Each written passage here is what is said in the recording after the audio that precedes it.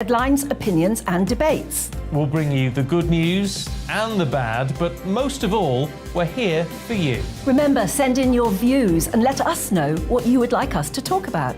That's because we're your news channel. And every morning at 6 a.m, it's breakfast on GB News.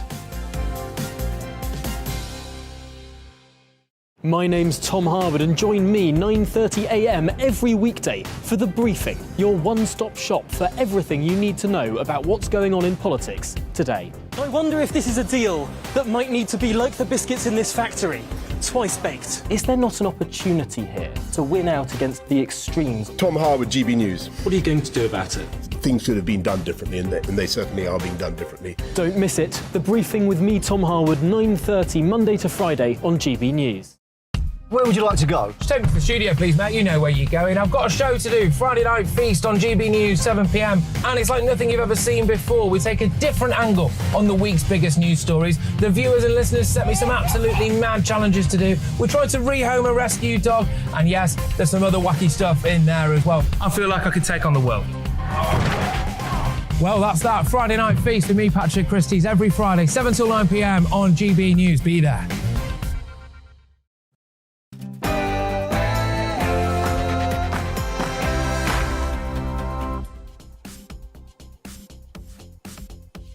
Good evening. Join me tonight for a 2-hour special. It's all about the Tory party, the internal civil war, a list of resignations as long as your arm. A distinct possibility, perhaps about 50%, that Boris Johnson is forced to resign as Prime Minister this evening. We will debate and discuss with a variety of guests, can the Tory party be saved from electoral disaster? We'll look at this from all angles. We'll bring you breaking news as it happens over the course of the next 2 hours. But before all of that, let's get the news.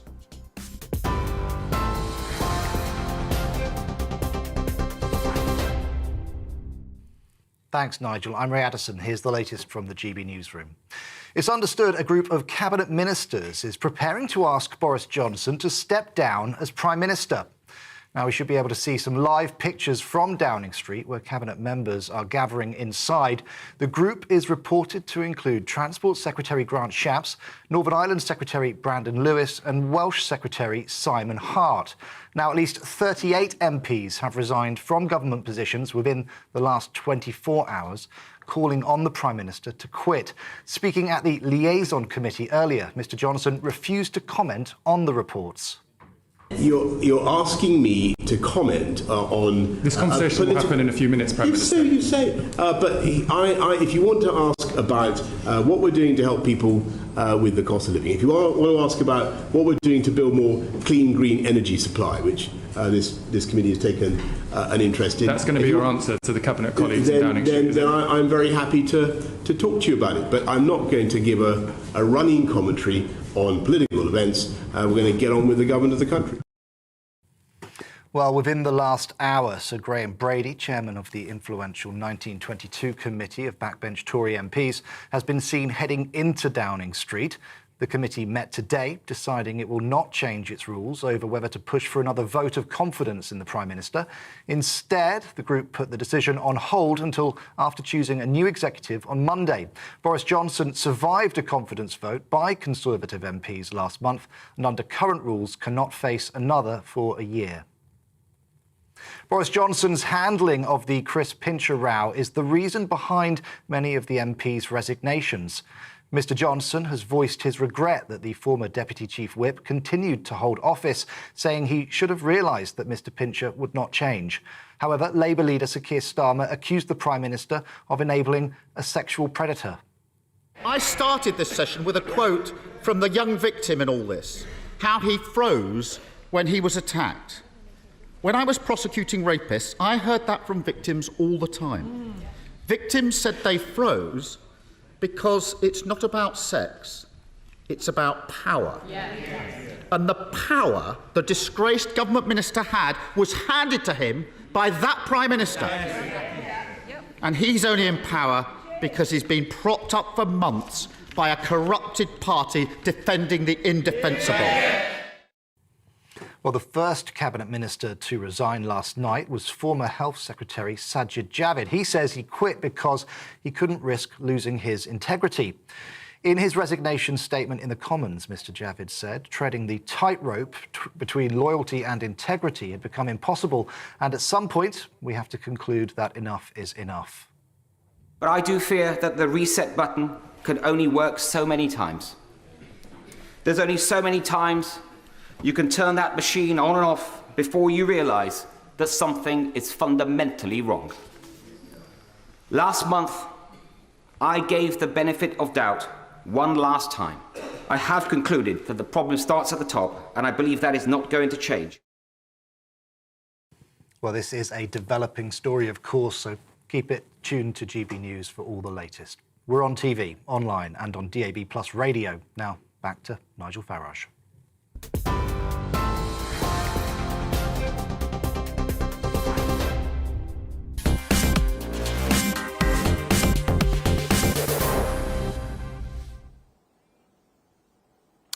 Good evening. Well, last night I made the point that it wasn't just Boris Johnson's career that was being dragged down. It was actually the whole reputation and brand of the Conservative Party and indeed the broader Conservative movement in this country. And I've been making the point to many of you who are still ardent Boris Johnson supporters that he's lost a third of those people that voted Conservative in December 2019. Well, overnight, some polling from YouGov proves me wrong, proves me very, very wide of the mark.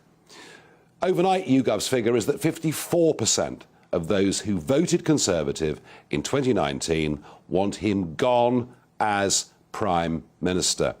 It is a combination of incompetence and, frankly, downright lies.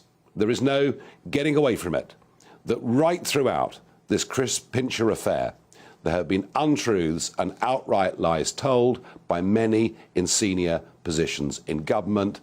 And you know, after Partygate and so many other sagas, enough is enough. So I think we are right now very, very close to the end. It has resulted in a large number of resignations. Let's just go through. Let's just get a feel for the magnitude of what has happened in the last 48 hours. It began, of course, with Sajid Javid resigning. We then had Rishi Sunak resign. We then had Alex Chalk resigns. Yes, another one bites the dust. And we go on to Will Quince. Will Quince, who was sent out to do media on behalf of the government. And yes, with Will Quince this morning, another one bites the dust. And we go on to Robin Walker, to Victoria Atkins, to Joe Churchill, to Stuart Andrew, to Kemi Badenoch, to Neil O'Brien. And if I kept going, even though we got a 2-hour special, a lot of the show would be gone because there are 28 more names to add to that list. It is a grand total of 38 people who've resigned from ministerial positions from the government payroll that they were on in some form. I can't think of any historical precedent for it. I'll be joined by David Starkey and we'll talk about that. But I have to say this. What is going on behind that door in number 10 now must be something like the gunfight at the OK Corral. Because, of course, Nadine Dorries is there, still flying the flag for Boris Johnson. But we are reliably informed that Priti Patel, Brandon Lewis, perhaps even the Chief Whip, Chris Heaton-Harris and others, are there to tell the Prime Minister that the game is up. He had a very tough time this afternoon, appearing before the committee in the House of Commons, a difficult time during PMQs. For Johnson himself, it will be a personal tragedy because all he ever wanted to be was Prime Minister. But I'm afraid, and I said it once before in this little talk, and I'll say it again, a combination of incompetence and lies have done for him. Does he resign this evening? Well, I would still say there's a 50% chance that he does. I'll be with you till 9 o'clock and we'll bring you all of the breaking news. And my thought for this, as I said to you last night, this doesn't have to be a disaster for the Conservative Party. It could be a real opportunity. It could be the chance for a reset. Can the Tories be saved from going over the electoral cliff at the next election? Let me know your thoughts. Farage at gbnews.uk. Well, let's head straight to Downing Street, outside that door of number 10, and let's be joined by Darren McCaffrey, GB News' political editor. Darren. Hello, Nigel. Quite an incredible day, isn't it? I mean, I don't remember a day in politics like this, and we've had some pretty tumultuous days over the last 6-7 years. Right now, I think I'm getting a sense that some of the cabinet ministers who've been in talking to Boris Johnson may well be leaving. There are cars lining up here in Downing Street. Kit Malthouse, policing minister, very loyal to Boris Johnson recently, has just left the Cabinet Office, refusing to comment apart from saying it's been a very difficult day. But what we've seen today is a whole series of Cabinet Ministers traipse into number 10. We believe they've all spoken to the Prime Minister individually rather than as a collective. Some of them, most of them it appears, telling the Prime Minister, frankly, the game is up, you need to go. Not least of all because, as you've rightly pointed out, all those resignations have got to a point where it's getting difficult for the government to actually function. There simply will not be enough Conservative MPs to fill those roles, rather extraordinarily. And yet we believe, you can see some of the cars now pulling up, as I say, outside Downing Street. It'll get to the point where we believe Boris Johnson, though, is still refusing to budge, and where he is suggesting he may well want to still put this to a vote amongst the Tory parliamentary party, even though that looks frankly like he will lose. And the reason I say that, Graham Brady's also gone in quite recently, I think to give what he called wise counsel, i.e. that it's clear today, given the numerous very public letters of no confidence in Boris Johnson, that he does not retain the support of the Conservative parliamentary party. So is this, Darren, is this the 1990 moment? Is this like the moment when Thatcher went, when the Cabinet said they could no longer support her? Does this happen tonight, in your view? You know what, I would say more likely than not, yes, and that's something I thought pretty much since the start of today, given the sheer momentum we've seen behind it. In saying that, we are dealing with Boris Johnson, and he is someone, I mean, if this was almost any other leader, they would have already gone by now. Is there a possibility he may well try and extend this out a little bit longer, even though it will frankly be quite humiliating? That is also entirely possible. Interestingly, of course, the 1922 committee decided not to change the rules tonight in terms of the leadership vote, because I think they thought, well, in the end, he's going to be gone. It's not going to matter.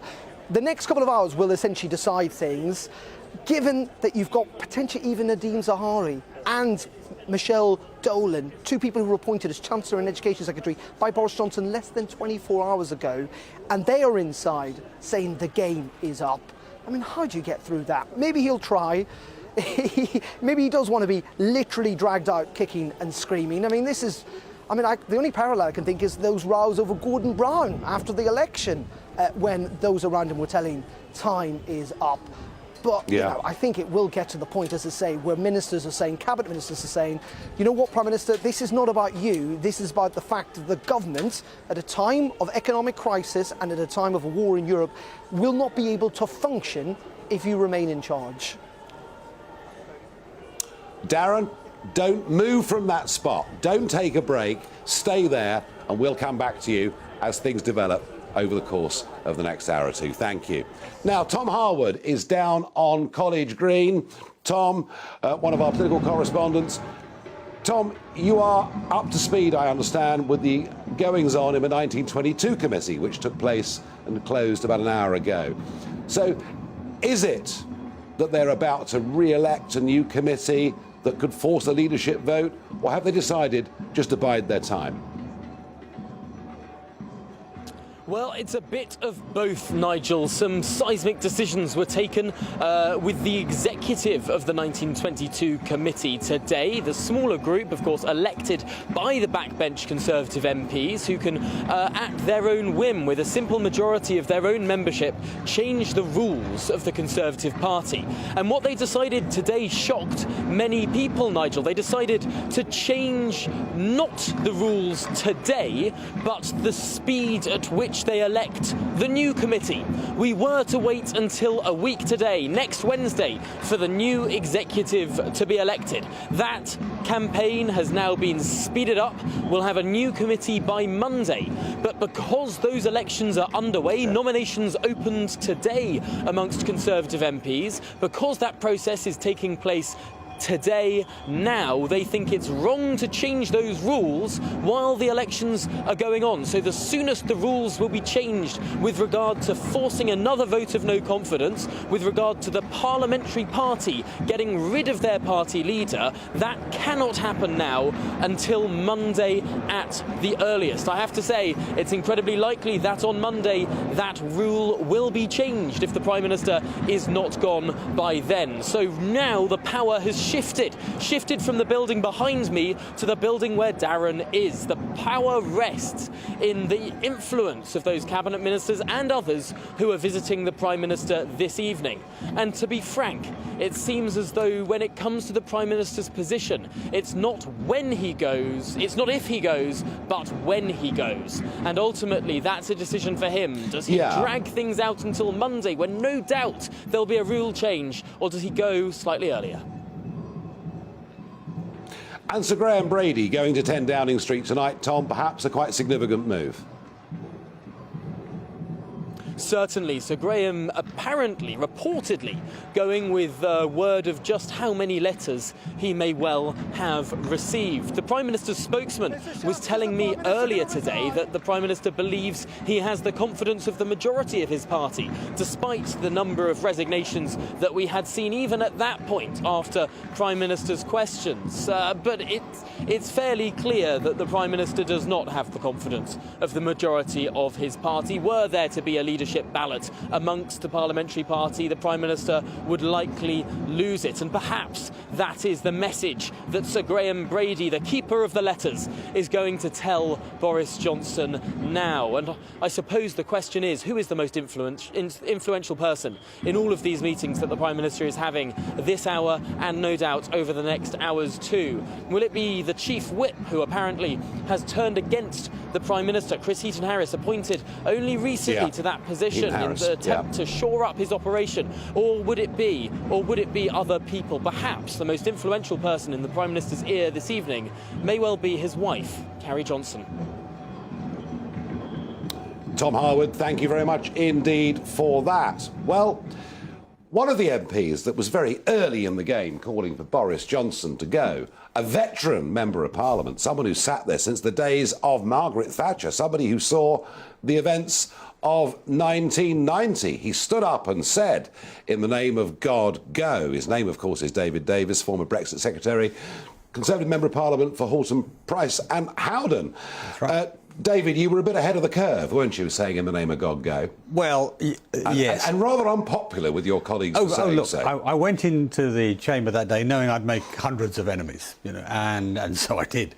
But the point was that it seemed clear to me at that point that the Prime Minister had misled the House, was unwilling to face up to that fact, and was blaming his subordinates for it. I mean, I come from a very old-fashioned school, Nigel.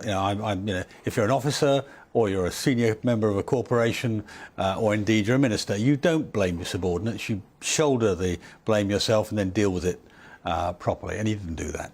So it seemed to me it was obvious that was the case. But did he get the big calls right? I mean, his strongest supporters say that he got Brexit done, and we can argue how well it's been done, but they say he got Brexit done, he faced up to the pandemic, he's shown global leadership over Ukraine, and they say, look, we know he's sloppy, we know he's messy, we know he's not always accurate, but that he gets the big calls right. How would you respond to that? Well, he gets some of them right. He doesn't get all of them right. I mean, he didn't get all the Brexit calls right. We're still struggling over Northern Ireland.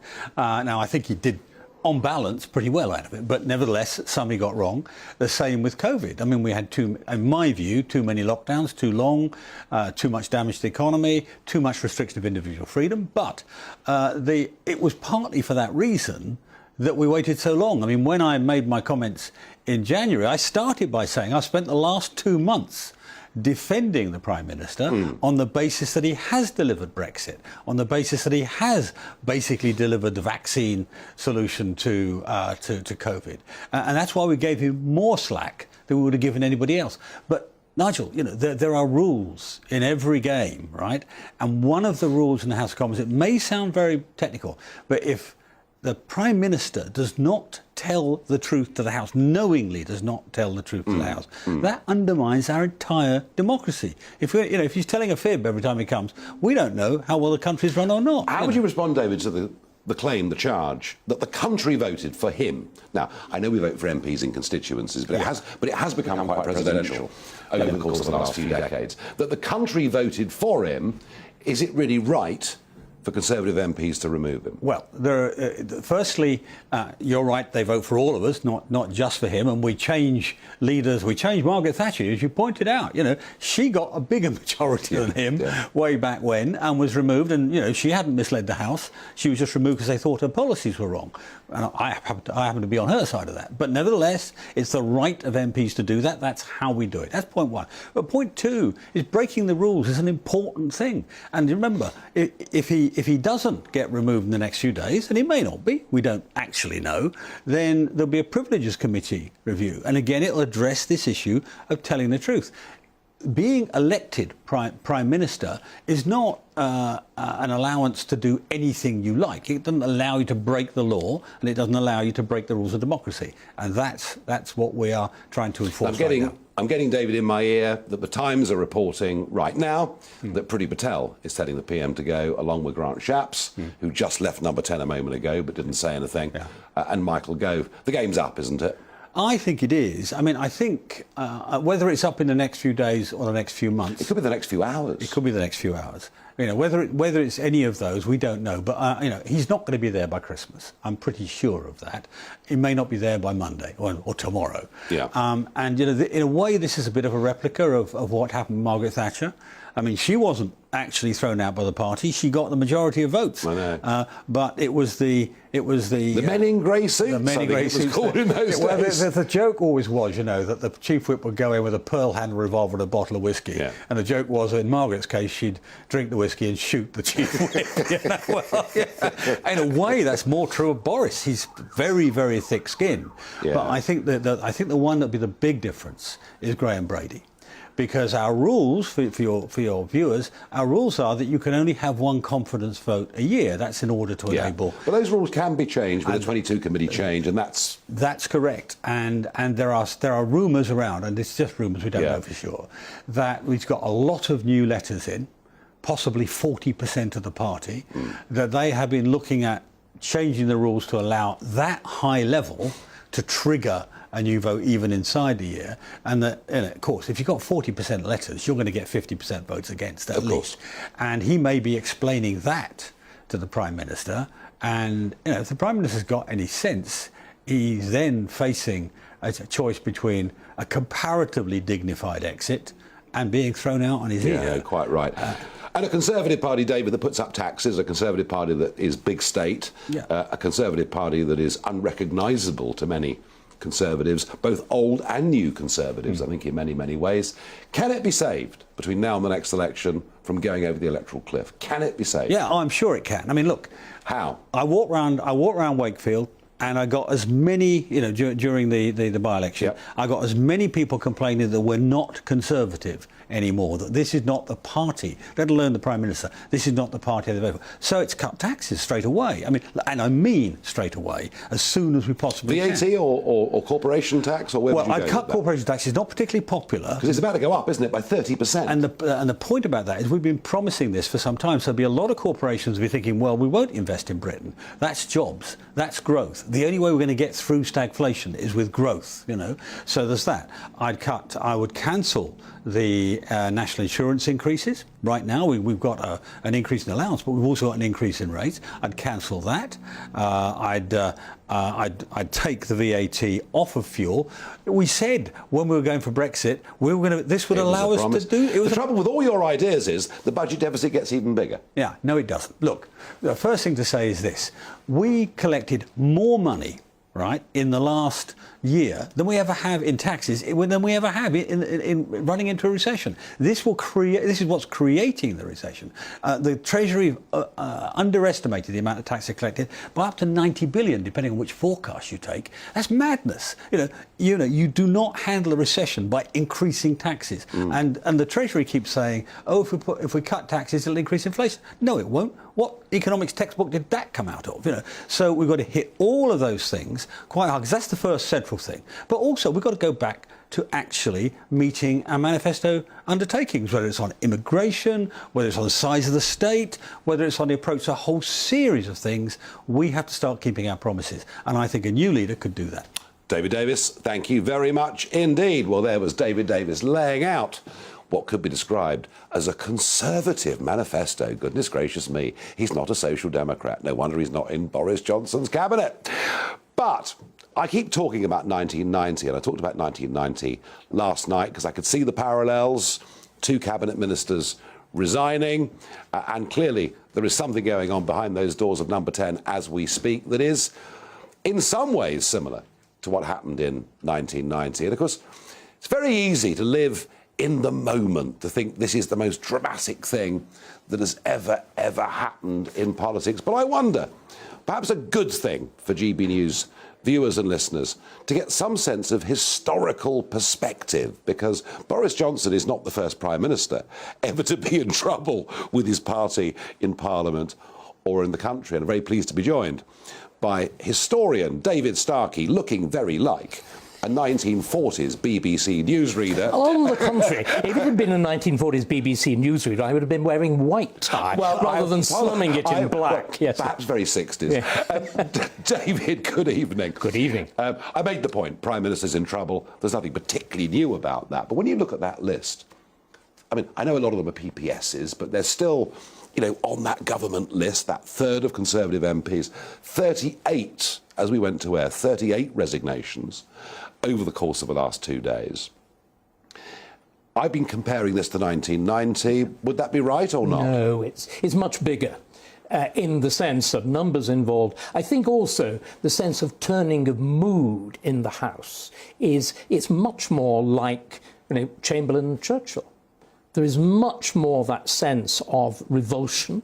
So that was the 1940 moment, exactly, after the failure in Norway, precisely, of the British Expeditionary Force. There is that sense that this has gone wrong. The trouble is, there's no Churchill. There's also no sense of anybody with a serious alternative policy. And this is my fear. And there's also, I think, something very different from 1940. Chamberlain was a man, he's autistic, a man without very significant public presence. With Boris, I think there's a genuine sense of tragedy, but it's a tragic comedy. Here is somebody who was in many ways so good and yet equally so bad. He got exactly half the qualities you need of a Prime Minister. In other words, he's got a degree of wit, he's got a presence. You're making the point charisma, about big optimism. Oh, the boosterism and that. Yes. Unfortunately, there are 2 fatal flaws. David Davis was talking about untruthfulness, and I fear I'm a bit of a cynic. I think the point is he conspicuously gets found out. That's the problem. But yes, you need a measure of, as it were, a fundamental honesty. One of the problems, I think, is we've gone wrong by creating all of these civil servants who are supposedly in charge of, morals and whatever. Truth, the way he was found out, and the way he's been brought down, is being brought down, is the proper way, through Parliament, through the sense of his MP. So in a sense, scrutiny is working in that sense. But not in the sense of the Department of Propriety and Ethics, how completely preposterous. It's simply that his MPs have lost confidence in him, which is how a Prime Minister goes. A Prime Minister holds office by virtue of having the confidence of the Commons. He has manifestly lost it. So this shift, there is, with all his skill, a fundamental shiftiness, a slitheriness, the greased piglet remark of David Cameron. But there's another it's a great point. comment, It's wasn't it? wonder. It's the only thing Cameron will be remembered for, an absolutely negligible Prime Minister, but one good joke. And very few of us get into a dictionary of quotations. He will get in. He will with that. He will. But just one point. The Please. really big issue is that Boris is incompetent on detail. He is catastrophically incompetent. To begin with, he franchised his mind to Cummings. Cummings played the role of a kind of Thomas Cromwell. But the trouble is, our Prime Minister's got to be two things. People were saying, a few months ago, why doesn't Boris get somebody who sort of acts as a kind of CEO? Boris is a very good chairman, but he needs a CEO. Sorry, our Prime Minister's got to be a CEO as well. You can't have a substitute. And why Churchill was so great, why Thatcher was so great. They got the big picture and they could deal with the small. That wonderful quality of Churchill. He can read a minute. He can read a document and fire off, instantly. There's marvellous memos. Action this day. He picks somebody up on grammar. This is the kind of English up with which I will not put. That sense of specific, brilliant detail. Thatcher was exactly the same. She could read a document and she could read it once. She could remember the detail. I mean, can you imagine Thatcher or Churchill saying, I don't remember what the COVID regulations are? Yes, or even, I can't remember that I was warned about Mr. Pincher's behaviour. Despite the fact he produced quite a good line. Pincher by name, Pincher by name. Which he wouldn't answer. David, whether he goes tonight or whether it's next week or whatever it is, he's done. And I think we all know that. We can all see that. Will history be kind to him in one sense, that British politics was in a dreadful state for a series of years? I think the willful attempt by many in Parliament to overturn the referendum. Led by Burko. Burko and many others. It was a disgraceful period. Agreed. Mrs May was humiliated in the European elections and went. I was pleased to you humiliated her. Yes, no, I enjoyed it. But he played a little role in that. But Boris comes along, and will history be kind to him for at least, even if it's not perfect, getting Brexit done? I think he cut the Gordian knot.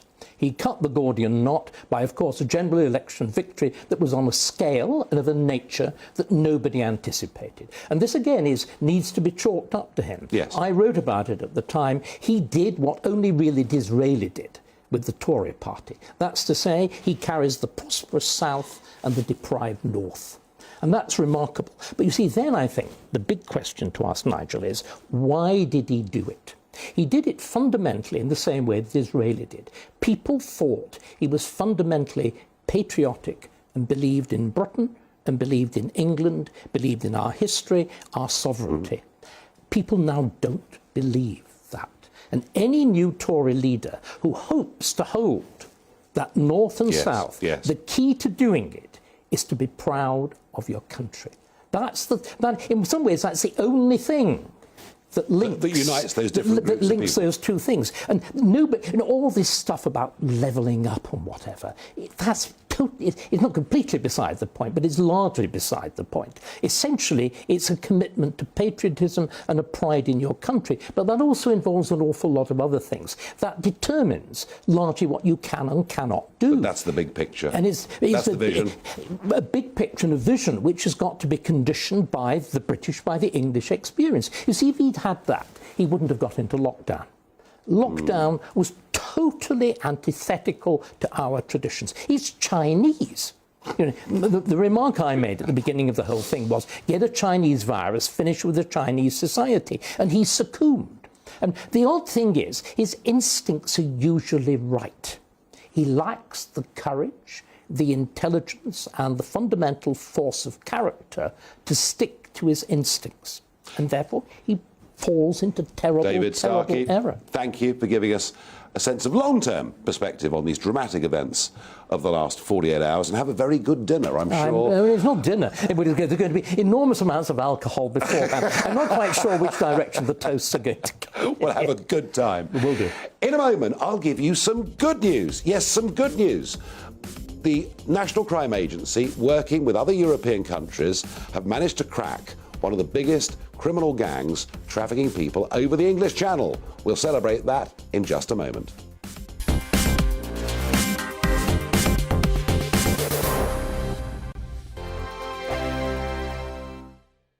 We are GB News. We're right across this great nation.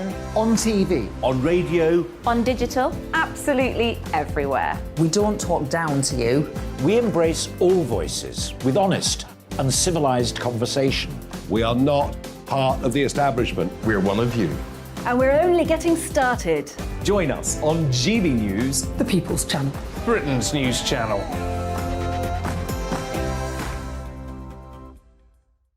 Hi there, it's Stephen and Anne. At breakfast from 6 a.m, you'll always be caught up with everything you need to know, the latest headlines, opinions and debates. We'll bring you the good news and the bad, but most of all, we're here for you. Remember, send in your views and let us know what you would like us to talk about. That's because we're your news channel. And every morning at 6 a.m, it's breakfast on GB News. My name's Tom Harwood and join me 9:30 a.m. every weekday for The Briefing, your one-stop shop for everything you need to know about what's going on in politics today. I wonder if this is a deal that might need to be like the biscuits in this factory, twice baked. Is there not an opportunity here to win out against the extremes? Tom Harwood, GB News. What are you going to do about it? Things should have been done differently, and they certainly are being done differently. Don't miss it. The Briefing with me, Tom Harwood, 9:30 Monday to Friday on GB News. Where would you like to go? Just take me to the studio, please, mate. You know where you're going. I've got a show to do. Friday Night Feast on GB News, 7 p.m. And it's like nothing you've ever seen before. We take a different angle on the week's biggest news stories. The viewers and listeners set me some absolutely mad challenges to do. We tried to rehome a rescue dog. And yes, there's some other wacky stuff in there as well. I feel like I could take on the world. Well, that's that. Friday Night Feast with me, Patrick Christie's, every Friday, 7 till 9 p.m. on GB News. Be there.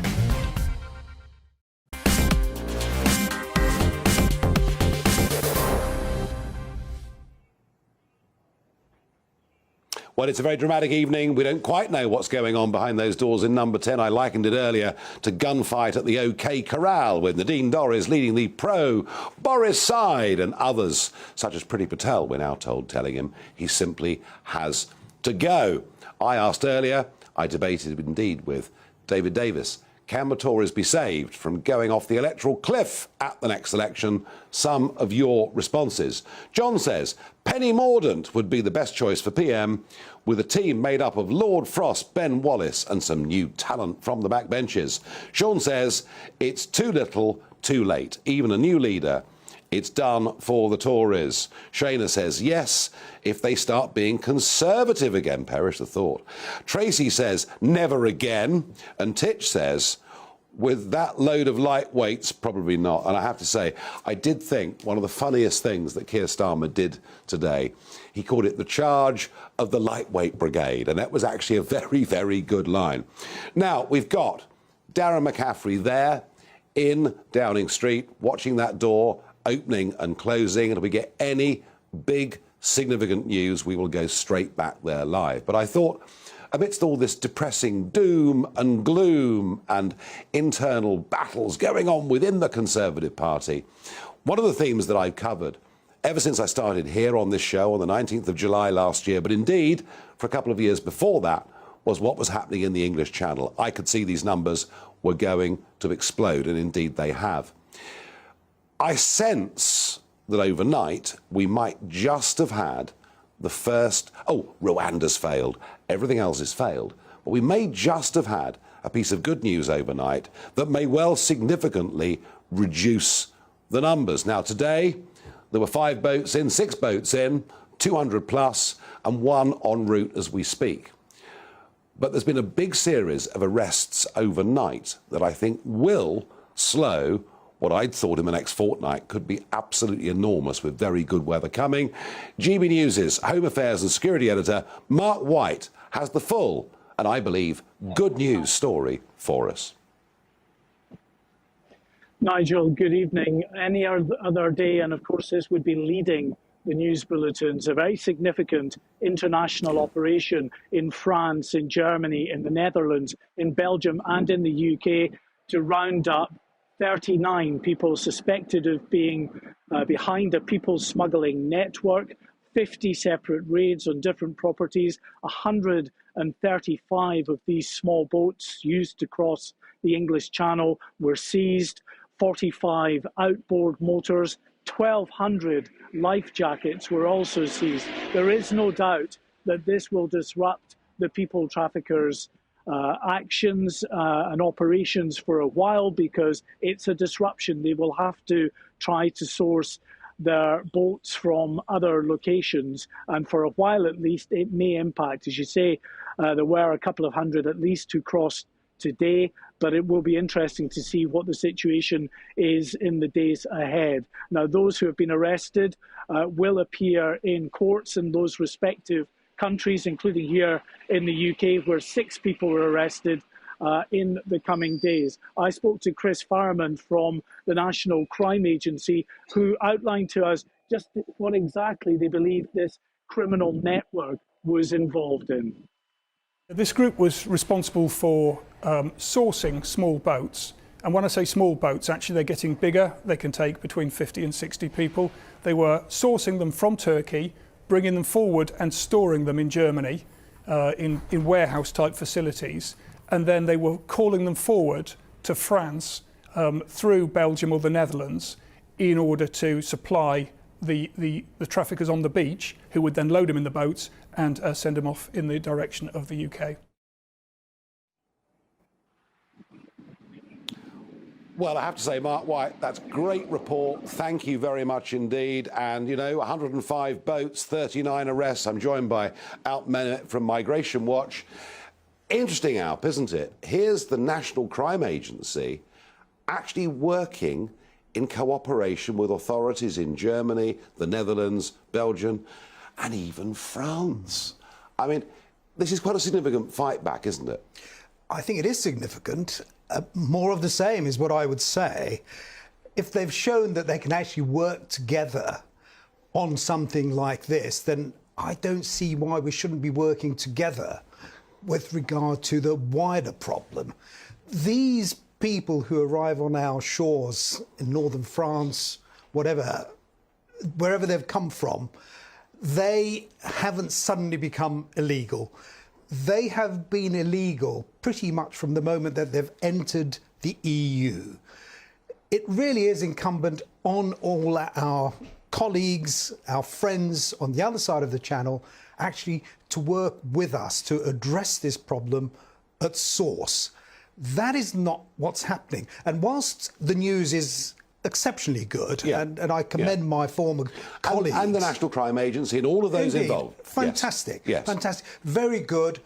But this is not going to solve it. It will probably slow things down a little. Yeah, I mean, this could be 10,000 fewer people that cross the channel, something like that. Well, the only thing is, I suspect that there are those who are itching to get their hands on the money that's there to be made. So, yeah, I mean, what they're saying is that the average price of a crossing now is about €3,000 a head. I mean, I know some pay much, much more than that. So, yeah, I'm with you.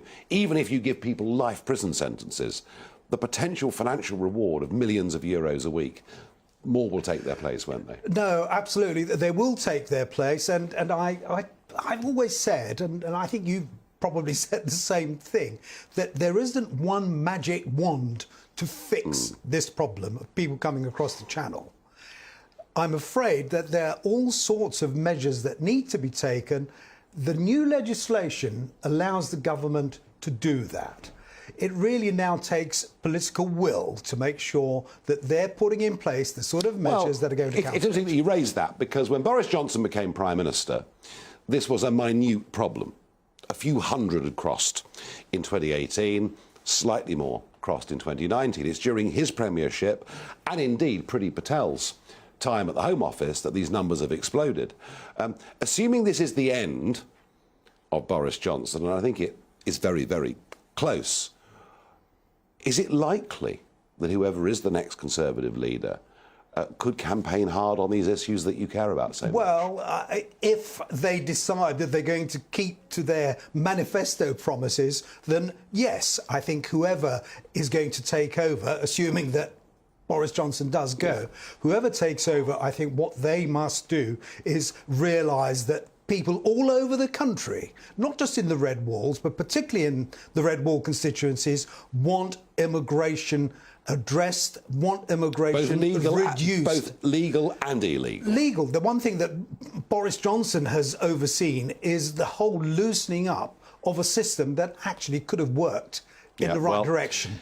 I tell you what, this issue is not going to go away. It will come back, but it's good out you joined us on a day when we celebrate, rarely, some good news on this story. In a moment, we will talk to Andrew Bridgen MP, one of the ringleaders in getting Boris Johnson removed. We'll see in a second what his mood is like.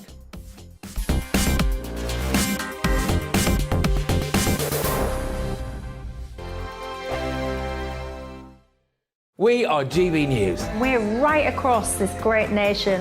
On TV. On radio. On digital. Absolutely everywhere. We don't talk down to you. We embrace all voices with honest and civilised conversation. We are not part of the establishment. We're one of you. And we're only getting started. Join us on GB News, The People's Channel. Britain's news channel.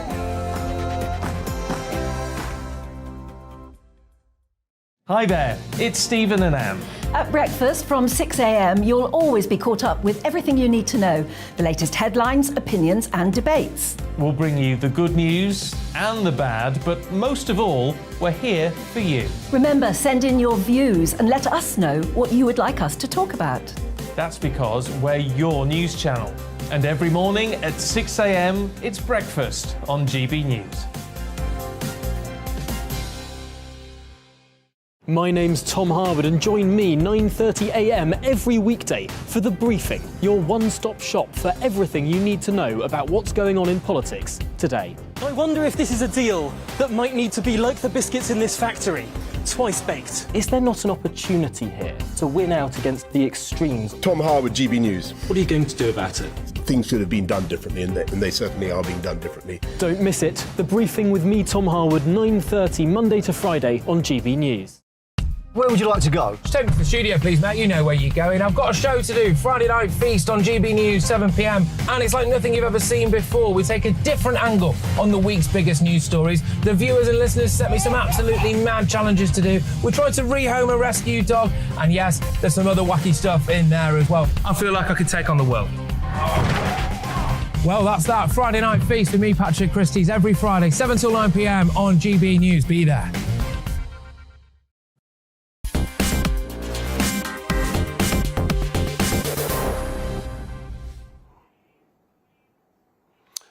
Well, welcome back. I asked you earlier, can the Tories be saved from the electoral cliff at the next general election? Your reactions. Barry says no. Glenys says, I followed you, Nigel, and subscribed to UKIP, but I've lost respect for you due to you turning on Boris. Glenys, turning on Boris? I stood aside for him at the last general election. I got rid of Mrs May, which the Tory backbenchers weren't able to do at the time. I don't think Boris would even be there if I hadn't helped him on his way. And I wanted Glenys for him to succeed. And yes, we've got Brexit, but it's nothing like the kind of Brexit that I wanted. So I haven't turned on him. I've just decided he's not the man that's going to deliver us a proper Brexit, control of our borders, or many other things. Peter says, if Boris was doing his job correctly, he would have sacked Rishi Sunak and Sajid Javid a long time ago, given the state of the economy and the NHS. Let's hope he can see clearly now and actually sack Priti Patel for the state of illegal immigration. Peter, I think we may have moved on tonight from Boris Johnson sacking people, it seems to me.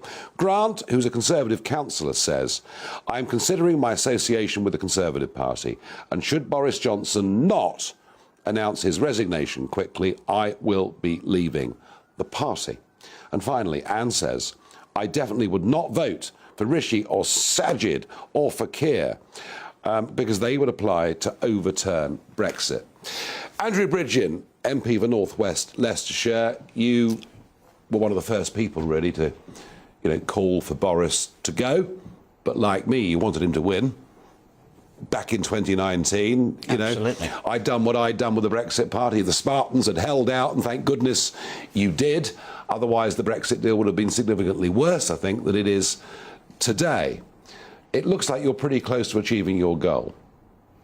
I think Boris Johnson's time in number 10 Downing Street is measured in hours now, possibly days, but certainly not weeks. Yeah, but here's the point. We had David Starkey sitting in that chair a few moments ago. Very smart he looked too. Yeah, off to dinner somewhere, and good for him. We're only jealous. But Starkey made the point that Chamberlain, who was a decent man in many ways and tried to do the right thing but didn't get it right, when Chamberlain went, there was an obvious replacement, a giant figure, a figure who'd been a huge figure in the First World War and the interwar years. You are on the verge of ditching your most successful electoral leader since Margaret Thatcher, bar none. You haven't got a clue what comes next, have you? No, but we have a mechanism which has, in the past, delivered leaders, and I think it will deliver a leader. The Parliamentary Party has its say. We whittle it down to 2. And I have great confidence in our membership. I mean, historically... But hang on. The members only get a say in this... When it's down to 2. Once you've whittled it down to 2. So, but I'm asking you, is there anybody... The Parliamentary Party has never been more Brexit-focused. I think it's probably as right-wing as it's ever been. So I've got confidence that we'll get the right to the membership. Is it right thinking? No, but it's been a strange parliament. I mean, a lot of the new intake have barely cut their teeth in the chamber because we had 2 years of COVID lockdowns. So we could get a leader. We could get a new PM who's even worse than this one, then? That is always a risk, but I think we're in the position with Boris Johnson and questions over his integrity and leadership where it's no change, no chance, Nigel. I agree with you. I campaigned to get Boris Johnson into number 10, to get him into the leadership of the Conservative Party. He delivered an 80-seat majority. Yeah. It's been whittled down a bit now, but he's squandered that. I can't think of many Conservative policies over the last 2.5 years that we can hang our hat on. I'm convinced if we get a Conservative leader with Conservative policies dealing with the major threats to our country, which are serious, both economic and geopolitical, that we will be rewarded by the electorate by being returned to government in 2.5 years' time. You've been in government. We've had a Conservative Prime Minister now for 12 years. And just looking at the way post-war politics has worked in Britain, after a long period of time, it tends to be time that the other party gets in. Well, I think that if you look at what's been happening in the government over the last 7 months, the total concentration of policy has not been on dealing with the big issues facing the country. It's about keeping Boris Johnson in number 10. And if Labour had a leader and some policies anything like, they'd be 20 points ahead. The fact that they're not... No, I agree with that. So one thought here. Could Boris Johnson have is there one last throw of I doubt it, but could there be one last throw of the dice? Does he call a general election? We've already looked at that option. The Palace have said the Lascelles principle would apply. It's only Boris Johnson who can't command a majority of MPs in the House of Commons. Another Conservative leader would be able to, in which case it would allow the Palace to refuse a snap general election. Now, we understand that the weekly audience with the Queen is taking place this evening by telephone. Whether that's today by coincidence, whether it was pre-planned, I simply don't know. Can the Conservative Party... at the moment, you're headed, in my opinion, for a 1997-style wipeout. That's my view. You won't agree with that necessarily, but that's my view. We're not facing Tony Blair, it's Keir Starmer. Well, I get that, but the Liberal Democrats could win lots of seats from Surrey right the way through to Land's End. There are lots of those red wall seats who, whilst they did vote for Boris, also voted against Jeremy Corbyn, who they saw as unpatriotic. Indeed. There was Brexhaustion. Just please, can we end the agony? Yes. We all felt it, at the time. There were Remainers saying this, yes, let's get Brexit done. Just let's move on. Deliver it. Can the Tory party be saved electorally between now and the next election? They can, but we need the right leader. We need to get on with it quickly, and we need to deliver for the British people. They will reward us. But there are huge challenges out there around the world, threats to our way of life, but also, the economic situation has got to be dealt with. And what would that entail? In the bridging world, what would that entail? I think we've got to reverse the national insurance increases. We've got to reduce corporation tax. That is actually fiscal self-harm. We will not get more money in. We got more money in dropping the taxes. We've got to create a UK that people want to invest in, and we've got to increase the prosperity of our people. And that solves all the union problems. When we make the country prosperous, then people don't want to leave the union, because why would you want to leave something that's so successful? That's the best guarantee of keeping the union together as well. Nadine Dorries has just left number 10. What's been going on inside there tonight? Do you know? What's the gossip? Well, I'm so disappointed that the 1922 committee did not change the rules this afternoon. Because you're running for office, yeah? Well, yes, and that election now will be Monday, so nominations close on Monday lunchtime. The election will be in the evening. I'm hoping we'll get a slate of candidates in who are minded to change the rules. We could change the rules and have the second confidence vote on Tuesday. I thought they would have changed the rules today. Even they were correct, they could have changed the rules. Clearly they couldn't agree to that. That would have allowed Sir Graham Brady to go and see the Prime Minister this evening, say, Prime Minister, either you resign tonight or first thing in the morning, or you're going to face a second confidence vote, and there's absolutely no way that he could ever survive It's always the case, Andrew. I mean, you had an opportunity to get rid of Theresa May in 2018. Yes. December 2018. You know, she'd come back with that deal at Chequers. David Davis, who sat in that chair earlier, resigned as Brexit Secretary. Dragged Boris out, kicking and screaming. Boris reluctantly had to go with him. Gave up the ministerial car a few days later. And it's odd, because the Conservative Party has this reputation for being ruthless. Actually, it's gutless, isn't it, really? Not really, because ultimately... Well, you didn't get rid of it, did you? Theresa May got a better result in the confidence vote than Boris Johnson is, a percentage of the party supporting her. And 6 months later, she was forced out by the threat of a rule change. I think it's, Boris knows the rules. That's how he became leader of the Conservative Party. So why did the 1922 committee, which met tonight, why did it decide to kick the can down the road? Why do we not have a Conservative Party with members of Parliament with courage and conviction? Why are they all gutless careerists? I wouldn't say that. I'd be interested in the post-mortem. I did ask Sir Bernard Jenkin on the terrace after the 22. I said, why on earth haven't you changed the rules? Why? He said, because we're going to have the elections on Monday. The elections were planned for Wednesday, so I think what they've done is a compromise and said, we'll accelerate that process.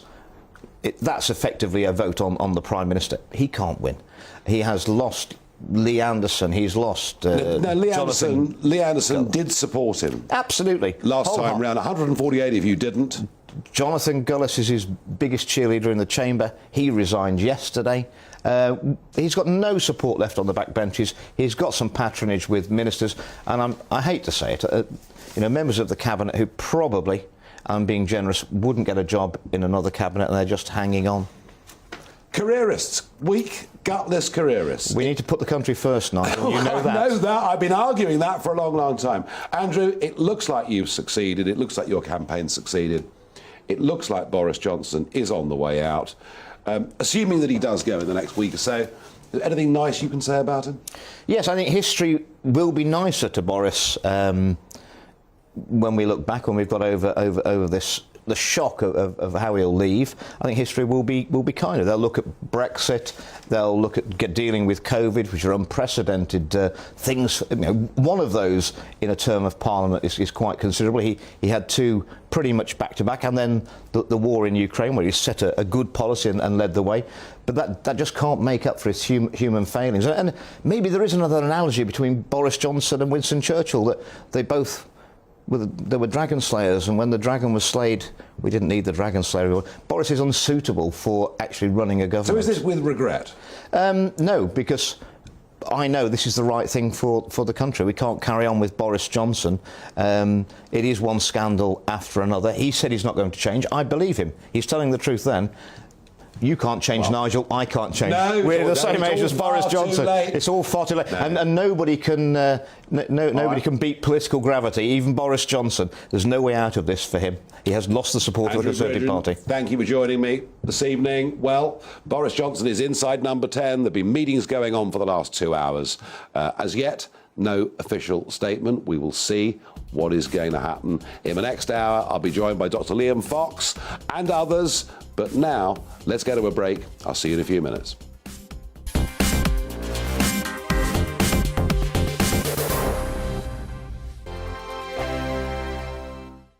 We are GB News. We're right across this great nation. On TV. On radio. On digital. Absolutely everywhere. We don't talk down to you. We embrace all voices with honest and civilised conversation. We are not part of the establishment. We're one of you. And we're only getting started. Join us on GB News, the People's Channel. Britain's news channel.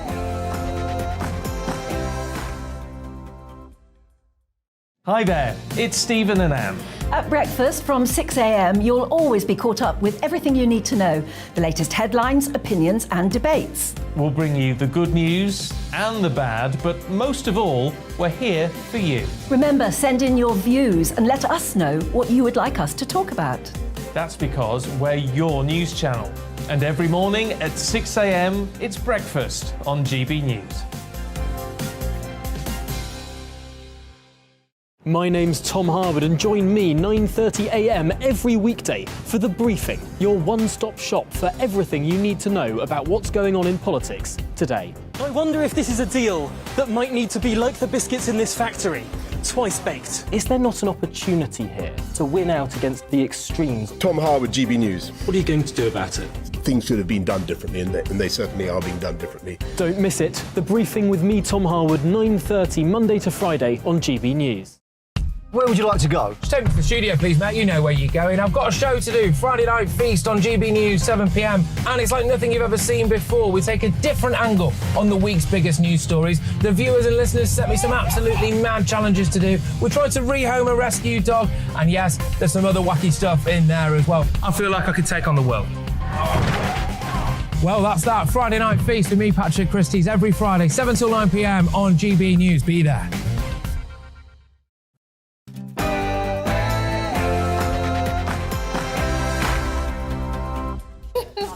Count to 5.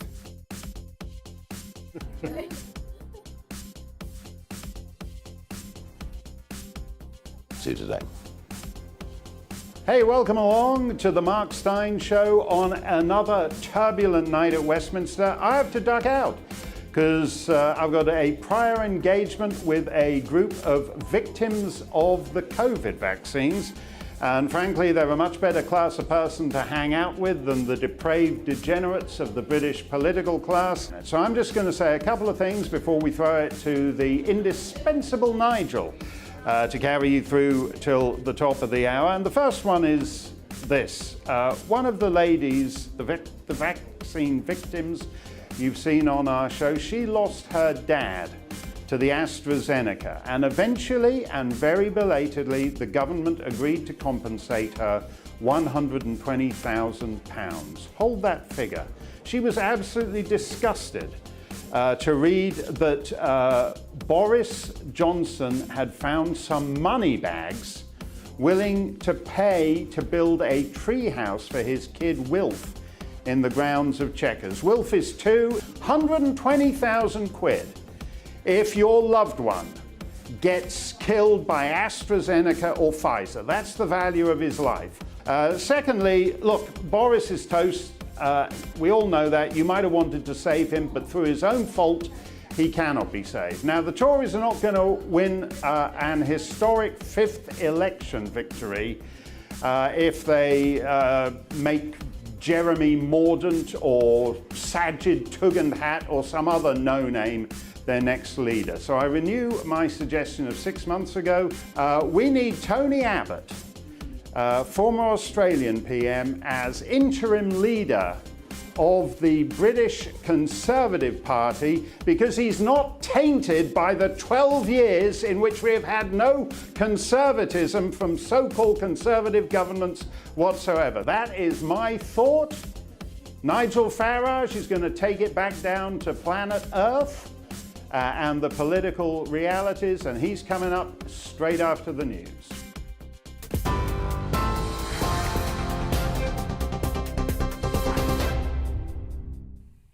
Thanks, Mark. I'm Ray Addison in the GB newsroom. It's understood a group of cabinet ministers has now told Boris Johnson he needs to step down as Prime Minister. Within the last 40 minutes, Mr. Shapps, is the Prime Minister going to resign?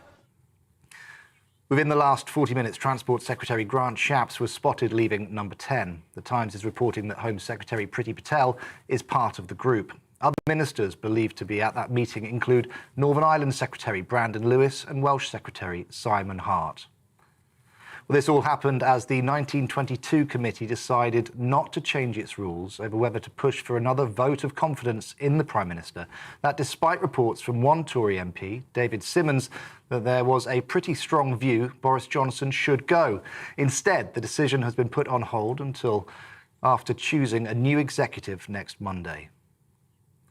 For those of you watching on television, we're now seeing live pictures from Downing Street. And as the Prime Minister settles in for the evening, at least 38 MPs have resigned from government positions within the last 24 hours. Many issued letters highly critical of his leadership. He's under pressure because of his handling of a sexual misconduct scandal involving former Deputy Chief Whip Chris Pincher. Mr Johnson voiced his regret that Mr Pincher continued to hold office, saying he should have realised he would not change. But Labour leader Sir Keir Starmer accused the Prime Minister of enabling a sexual predator. I started this session with a quote from the young victim in all this, how he froze when he was attacked. When I was prosecuting rapists, I heard that from victims all the time. Victims said they froze because it's not about sex. It's about power. And the power the disgraced government minister had was handed to him by that Prime Minister. And he's only in power because he's been propped up for months by a corrupted party defending the indefensible. Well, the first cabinet minister to resign last night was former Health Secretary Sajid Javid. He says he quit because he couldn't risk losing his integrity. In his resignation statement in the Commons, Mr Javid said, "Enough is enough." But I do fear that the reset button can only work so many times. There's only so many times you can turn that machine on and off before you realise that something is fundamentally wrong. Last month, I gave the benefit of doubt one last time. I have concluded that the problem starts at the top, and I believe that is not going to change. We're on TV, online and on DAB+ radio. This, of course, is GB News. Stay tuned as we bring you all the latest from this story. For now, though, back to Nigel Farage.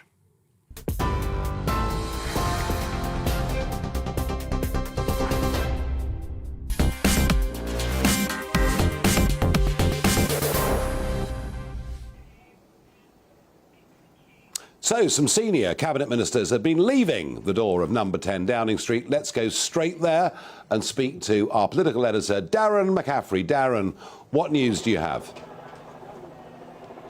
Quite significant developments in the last couple of moments, Nigel. The reason I say that is that number 10 are now making clear to all of us outside Downing Street that the Prime Minister is not going to resign tonight. He is digging in, and he is not going to cave to those cabinet ministers, many of whom have gone in, as you say, in the last couple of hours to demand his resignation and suggest that they will resign. But he is not going to cave in to them. He's talked about his mandate from the British public. He's talked about the fact that the country should be focused, he says, on trying to tackle some of the big issues this summer rather than on a leadership contest. And he says a possible general election later on this year. Instead, he seems determined to push this to a vote of confidence, a second vote of confidence. Now, given the fact that the 1922 committee, Nigel, didn't change the rules tonight, that means that that is likely to happen at the start of next week, probably on Tuesday if the rules get changed on Monday, which now seems almost certain under that new executive. But the Prime Minister is determined essentially to cling on inside Downing Street for another couple of days. I think a few interesting things to watch, and clearly this is a very dynamic situation in all of this, is how will the party react to that? Clearly many of them really want this to be over as soon as possible. They are deeply frustrated that this is being dragged out yet again by what they would say is a Prime Minister who should see the writing on the wall, that it is over and he needs to go. But second of all, are we going to see these resignations? We've heard from briefings, from Michael Gove's team, from Grant Shapps' team, from Simon Hart's team, and others that they are prepared to resign if the Prime Minister does not go. Are we now going to see those resignations tonight or tomorrow? And if so, has the Prime Minister got the ability, frankly, to get people into place to replace those cabinet ministers? I mean, he could just choose any MP, but can he still attract talent to the cabinet?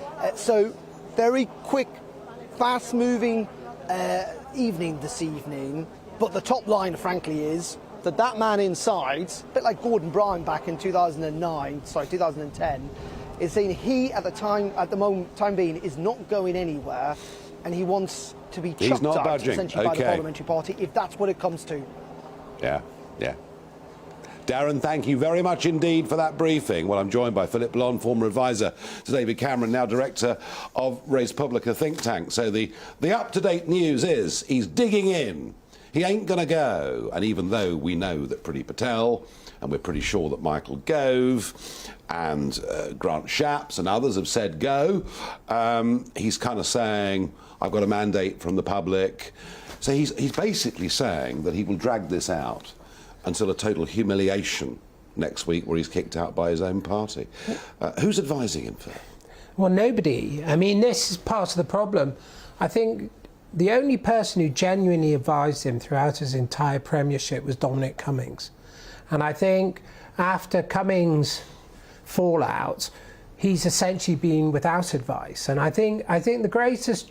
But there's always Mrs. Johnson, of course. Well, you know, that's fair enough in the sense that there's always going to be advice, but he never developed a philosophy. I know this sounds abstract and odd, but we can't overestimate the new settlement he had. The majority, Labour voters moving to him en masse in previously safe seats. This was, you know, a Disraeli moment. This was the moment to reinvent conservatism. And we've spoken before, you and I, about a conservatism that genuinely transforms the lives of the left behind, a conservatism for the poor. I've long argued for that the Conservative Party should become a party for the working man. And they've squandered it. No policies, no ideas, no direction, no philosophy. And instead, what we've got is recycled versions of the 1980s. Now, that worked very well for a lot of people down south, but it didn't work for anybody in the north. And it was 40 years ago. And it was 40 years ago. And so what we face now is we had a government that had no ideology and just couldn't be bothered to develop one. And on this watch, we have a police service that doesn't work, a state that is dysfunctional in almost all aspects, an NHS that's falling apart, separatism in our own country, one of the greatest countries in the world, could fragment. We have a series of problems that nobody is prepared to face and deal with. What you're really saying is he's been a disaster. I think that the disaster, in my view, extends right back to every Conservative Premier since 2010. Including the one that you advised? Well, you know, advisors can only advise.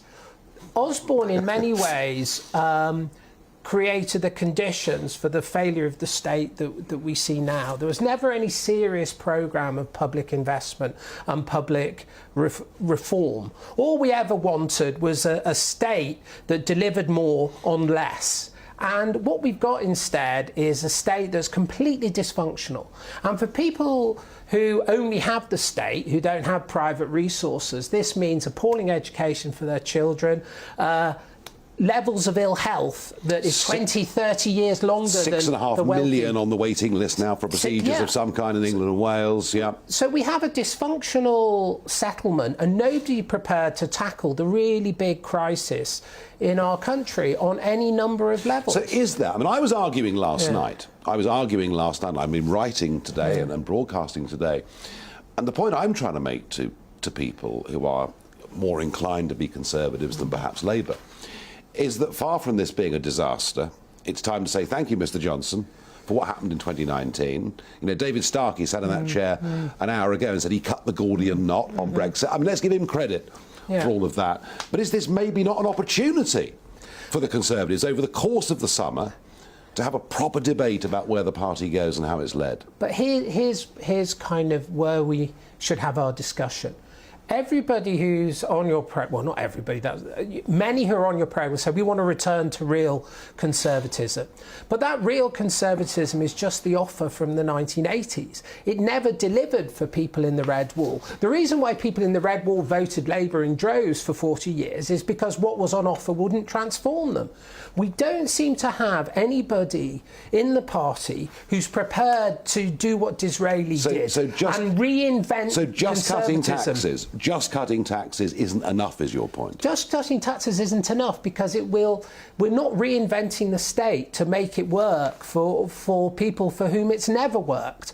We're not reinventing education. Class is still the biggest barrier in our country.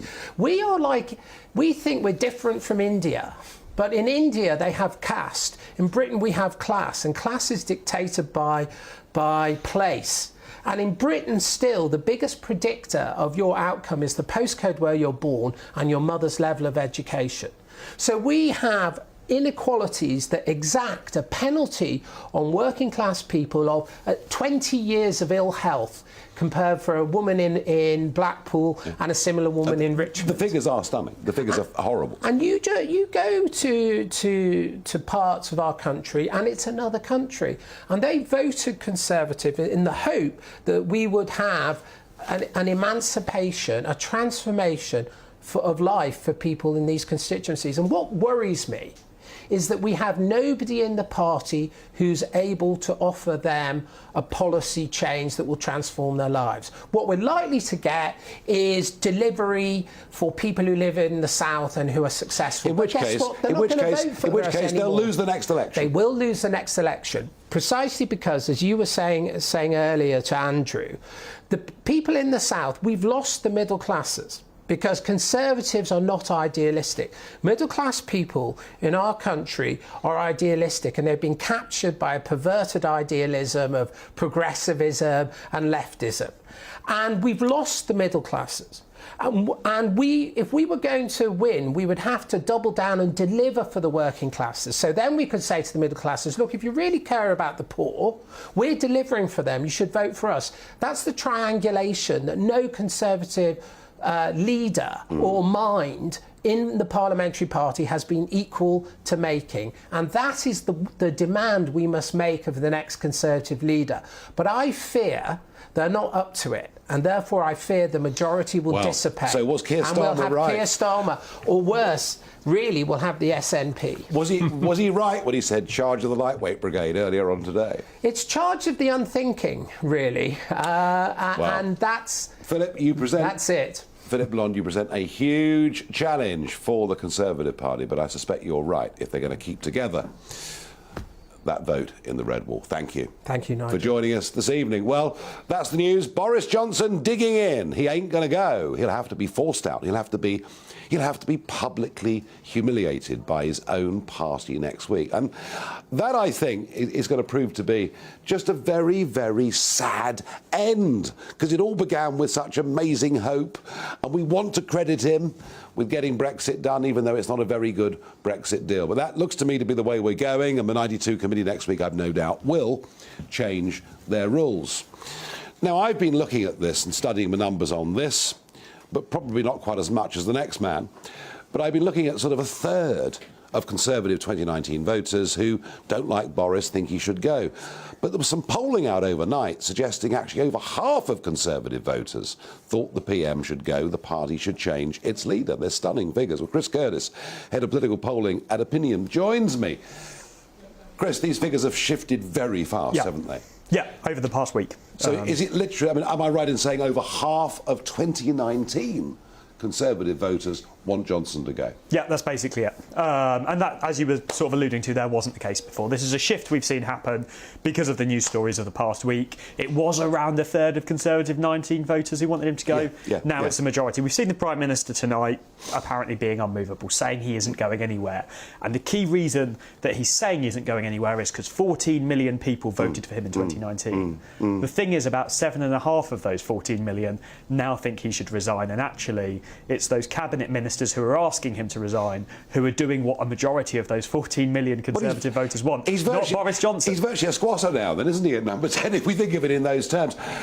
Isn't it interesting? I mean, clearly, the allegations against Chris Pincher that go back for many, many years, and it all reeks of entitlement, it all reeks of being able to get away with it, it all reeks of abusive behaviour. But of itself, it's one, you could argue, it's one bad apple. And there's one bad apple everywhere you go in life.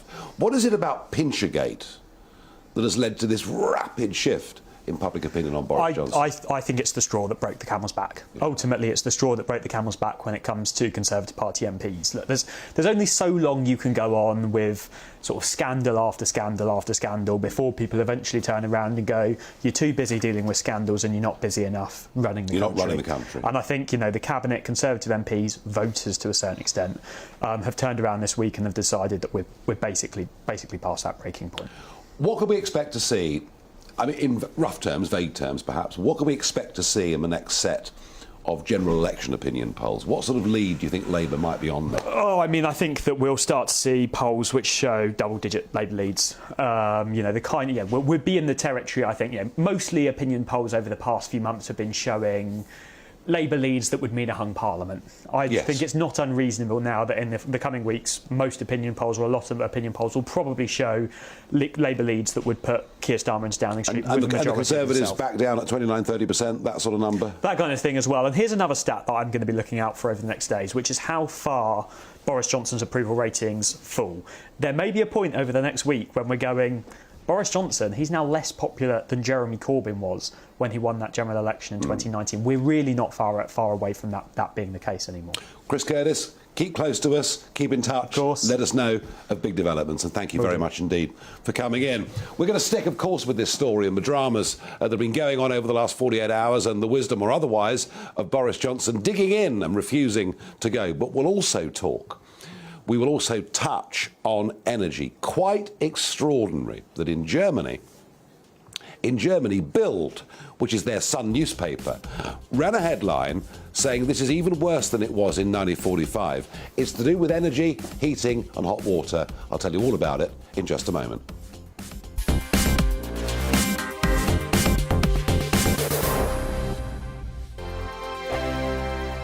We are GB News. We're right across this great nation.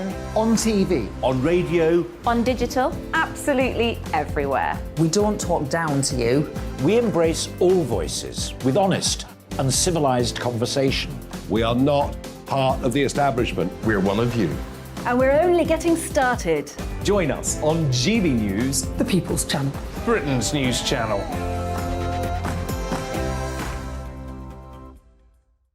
Hi there, it's Stephen and Anne.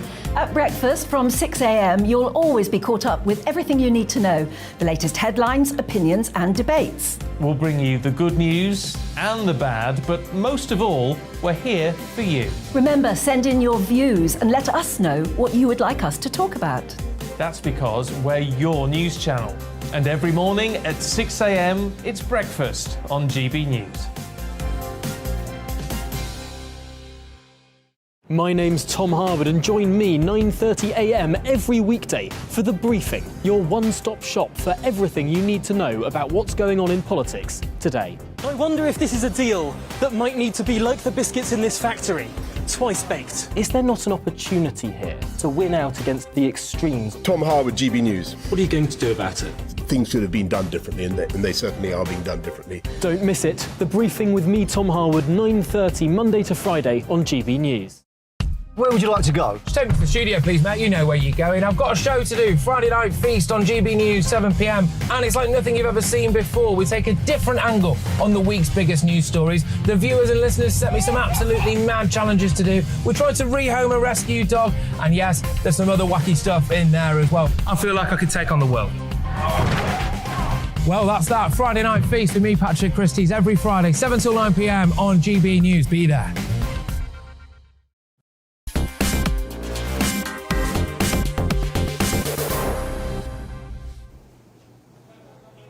Well, one of the issues we talked about last night, indeed with Liam Halligan, GB News' economics editor, was what was happening to the pound sterling. And the pound sterling has been falling quite sharply over the course of the last few weeks. One of the reasons, of course, for that is that the Governor of the Bank of England is saying we're going to have it worse than anybody. Our inflation will be worse than any of our main competitors, and our recession will last for longer than theirs.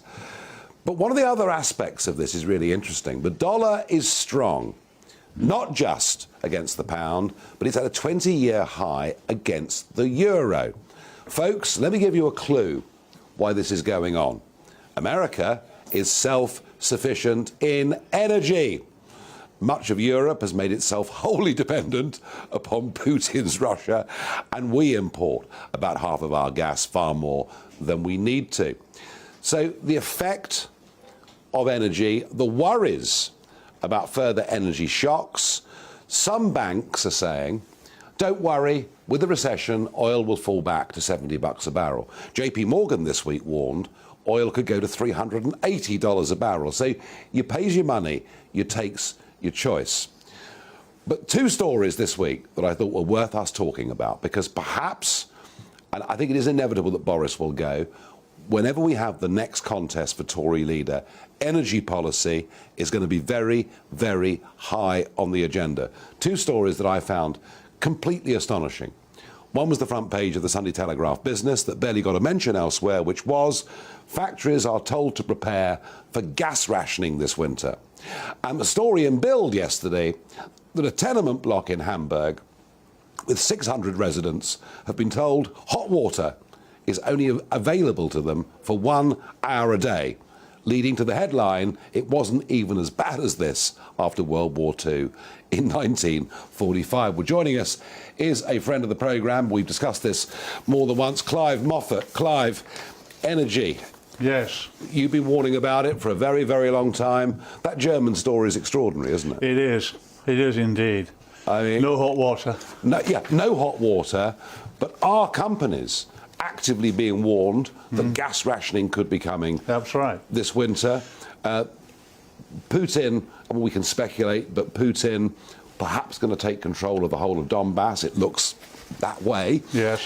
And as the rhetoric of the West rises up a few more notches, I mean, all he has to do, surely, is just turn down that tap a little bit, and we could be in very real trouble, couldn't we?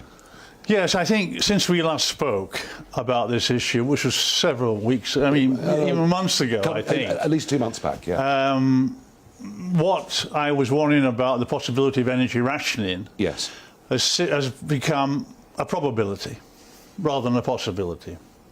And I think Bay's government are beginning to realise that and are now floundering around to see what can be done to try and mitigate the impact both on business and the consumers.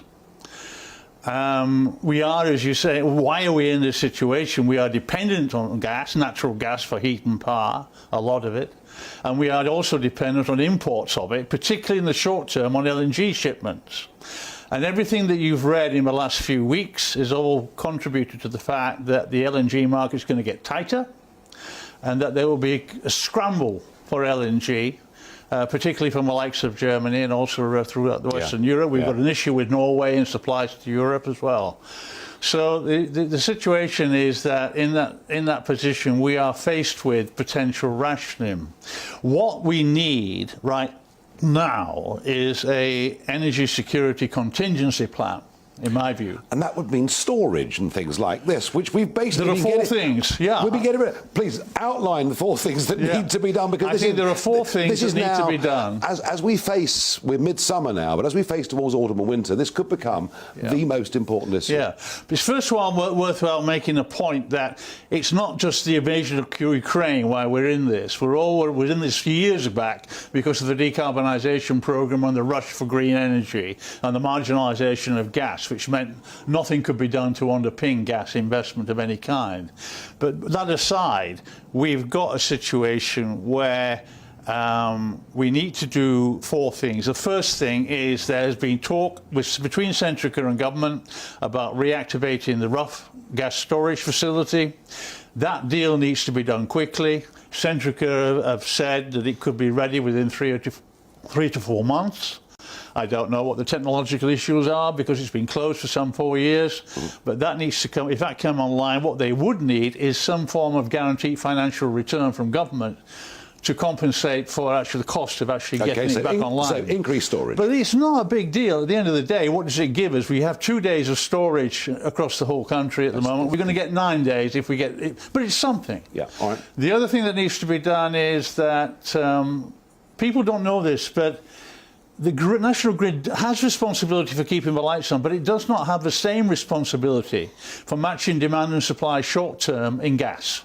So if the market's short, basically the only reaction to that is to simply blanket curtail supply to industry, which is the first line of... Hence the warning that's been going out. Hence the warning that's gone out.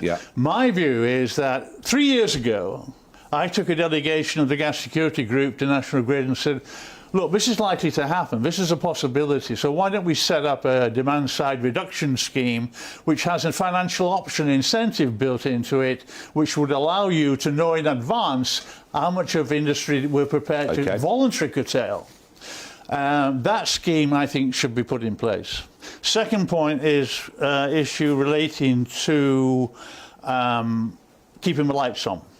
The government needs to make available capacity payments to ensure that mothballed and existing gas and coal plant can come on stream on demand when required. Okay, yep.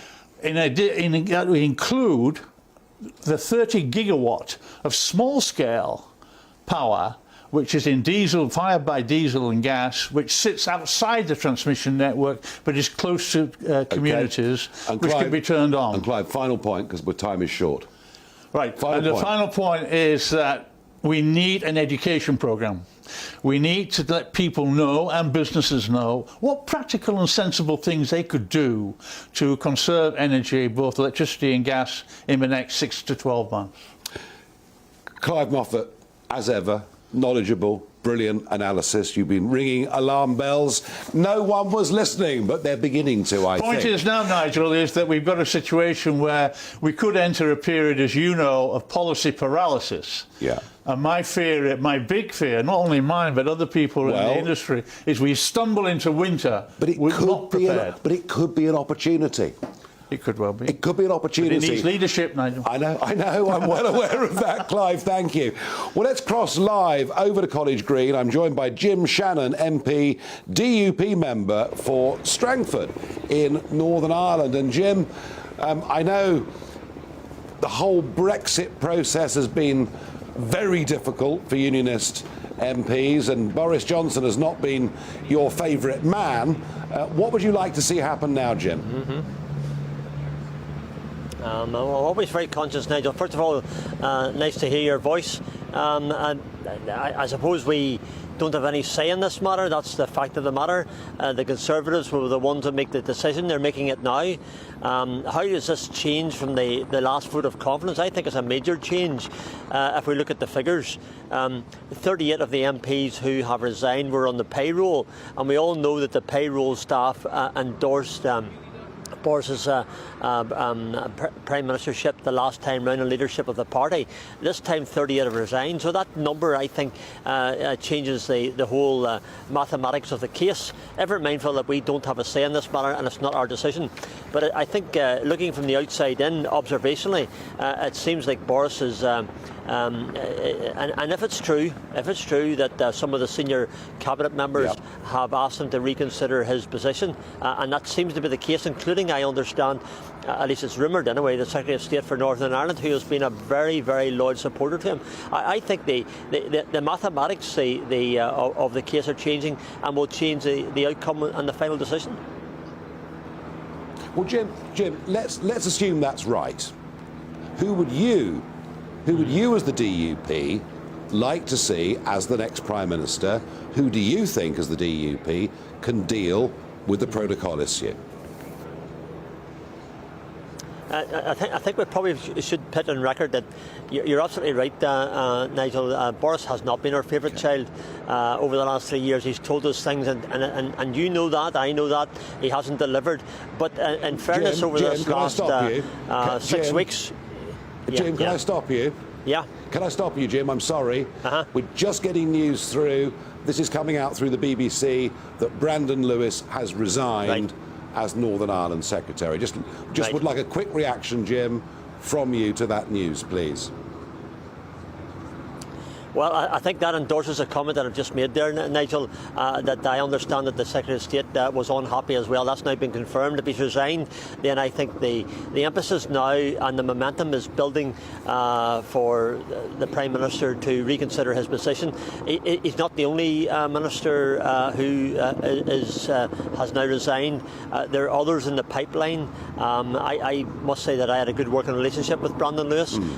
He, along with the Prime Minister, was quite pursuant of our position in relation to the Northern Ireland Protocol. If he's out, and shortly it could well be the Prime Minister himself, then the people that may take his place, that's what I want to talk about. There was a commitment from Boris to putting the Union back to the way it was pre-Brexit, which meant that Northern Ireland was an integral part of the United Kingdom. Who can carry that on? Well, who's the real unionists that are in the shortlist? Probably has to be Ben Wallace. Certainly, I think Penny Mordaunt would somewhere feature in that, and probably Liz Truss. My discussions that we have had, and we had a briefing of the Northern Ireland Protocol about 3 weeks ago, Nigel, and Liz Truss did that. She was quite positive in relation to her delivery of the Northern Ireland Protocol in its entirety. I know that's something that you wish to see as well when you were involved, and I certainly do. So probably those three, some of those three, yeah. OK, Jim Shannon, thank you very much indeed. Okay.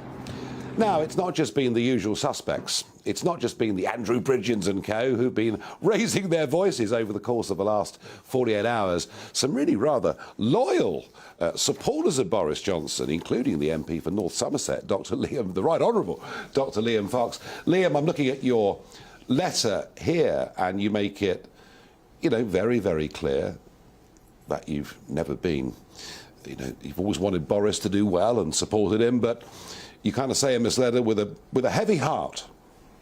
With a heavy heart, I am today withdrawing my support from you, as I no longer have confidence in you as leader. I urge you to do the right thing and resign. Was that a difficult letter to write? Yes. I mean, I've supported every Conservative leader since I was elected in 1992. I always want the party to succeed, because I think the Conservative Party at its best is always good for the United Kingdom.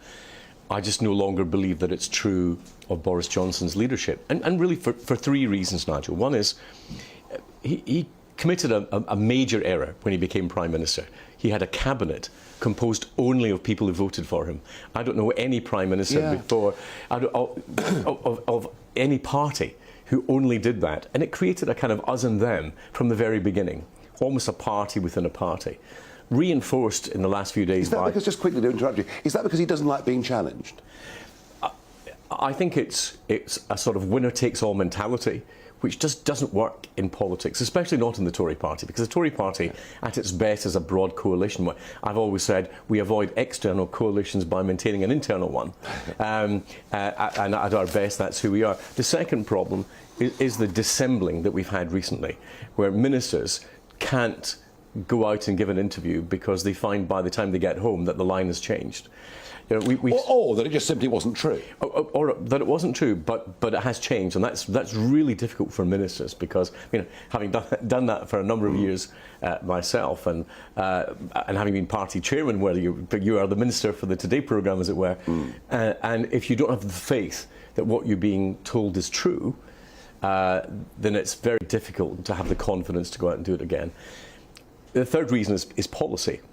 And as I intimated in my letter, the recent tendency towards protectionism, for me, is... Steel tariffs. It's against my entire DNA as a Conservative. I'm a free market, free trade. High taxes. We've got...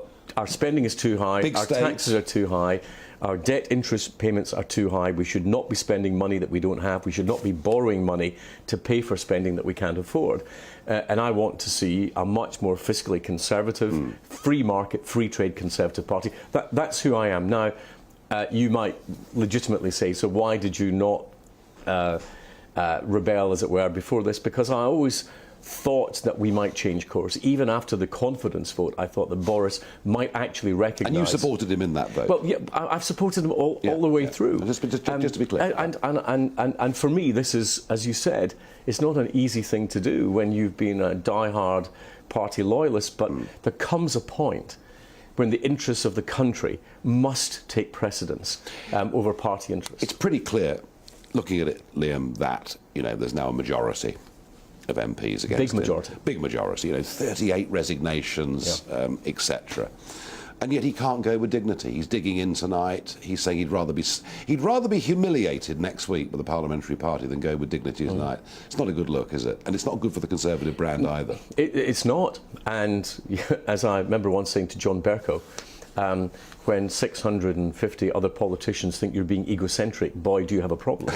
And I'm afraid this is it's a sad example of where people just can't recognise when the position has become untenable. We've all been in politics and in positions where, you know, this is it. You know, I remember in 1997 thinking, however good our management of the economy is, it's over. We're going to lose the election. And you have to accept these things when they happen. And I think that Boris needs to recognise that this is the end. It's over. He either goes with dignity, which I think is best for him. Yes, so do I. Because we're talking about real people here who have real feelings and will have to live with it in the end. Helps his historical legacy of what he achieved.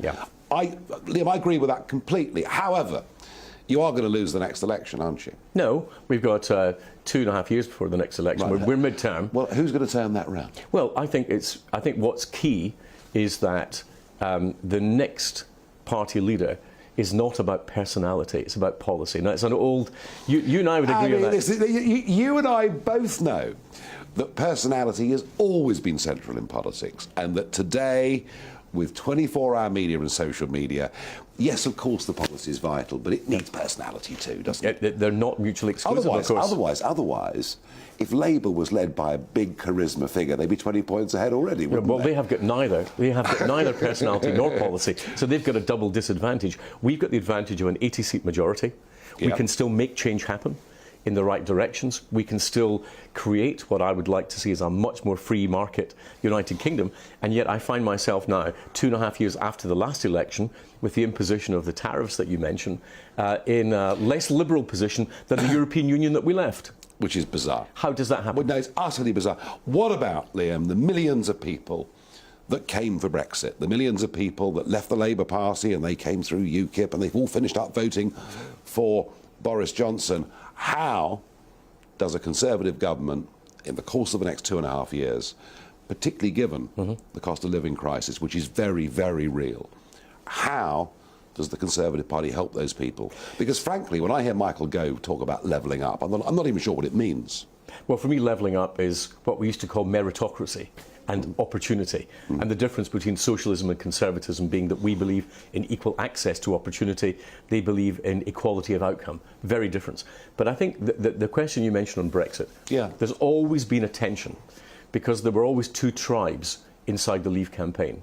There were the little Englanders who didn't like the EU because it was foreign, and all they wanted was to transfer it all under a union flag, and they didn't necessarily want to undo the European Union legislation and its extremely restrictive and regulatory functions.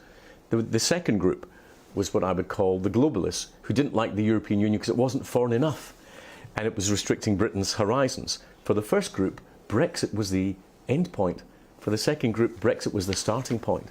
And I want to see a Britain outside the European Union taking advantage of its freedoms, helping to shape the global institutions in a way that's in our image. I think actually, Liam, there were different reasons for voting Remain and different reasons for voting Brexit. I'm not sure I completely agree with your analysis, but that doesn't matter.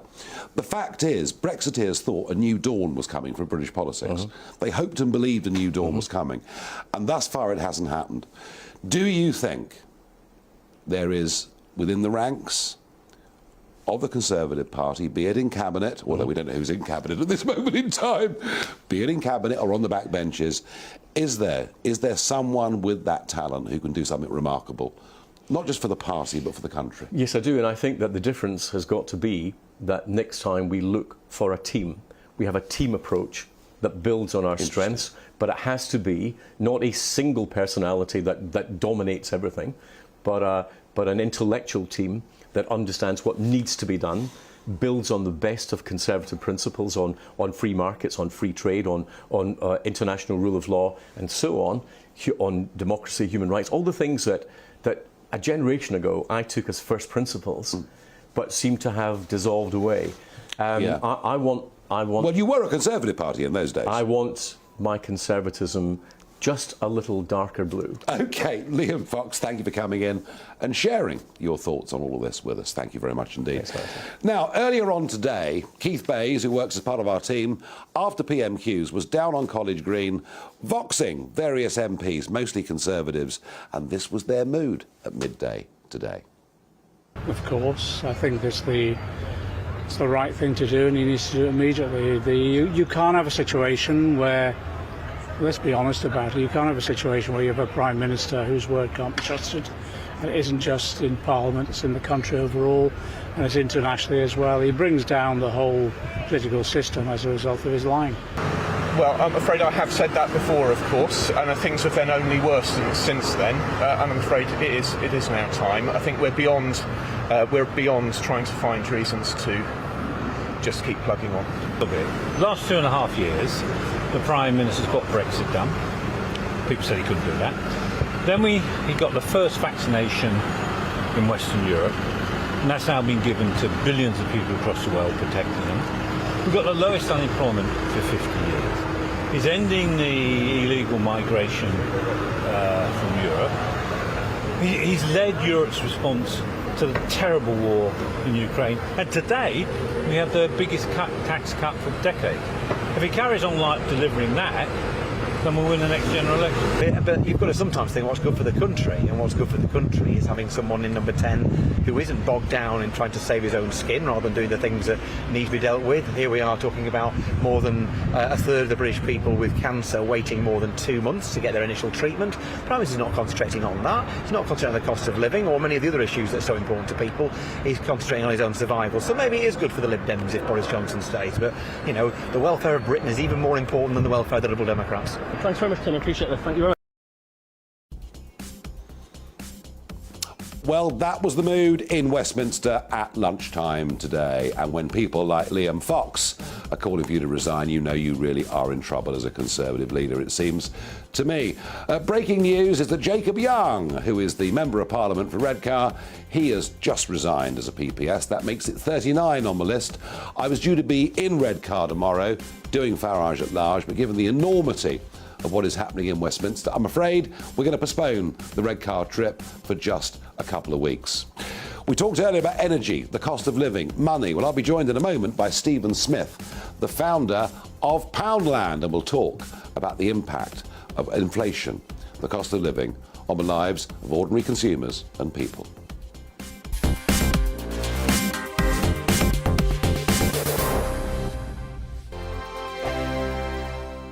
We are GB News. We're right across this great nation. On TV. On radio. On digital. Absolutely everywhere. We don't talk down to you. We embrace all voices with honest and civilised conversation. We are not part of the establishment. We're one of you. And we're only getting started. Join us on GB News, The People's Channel. Britain's news channel.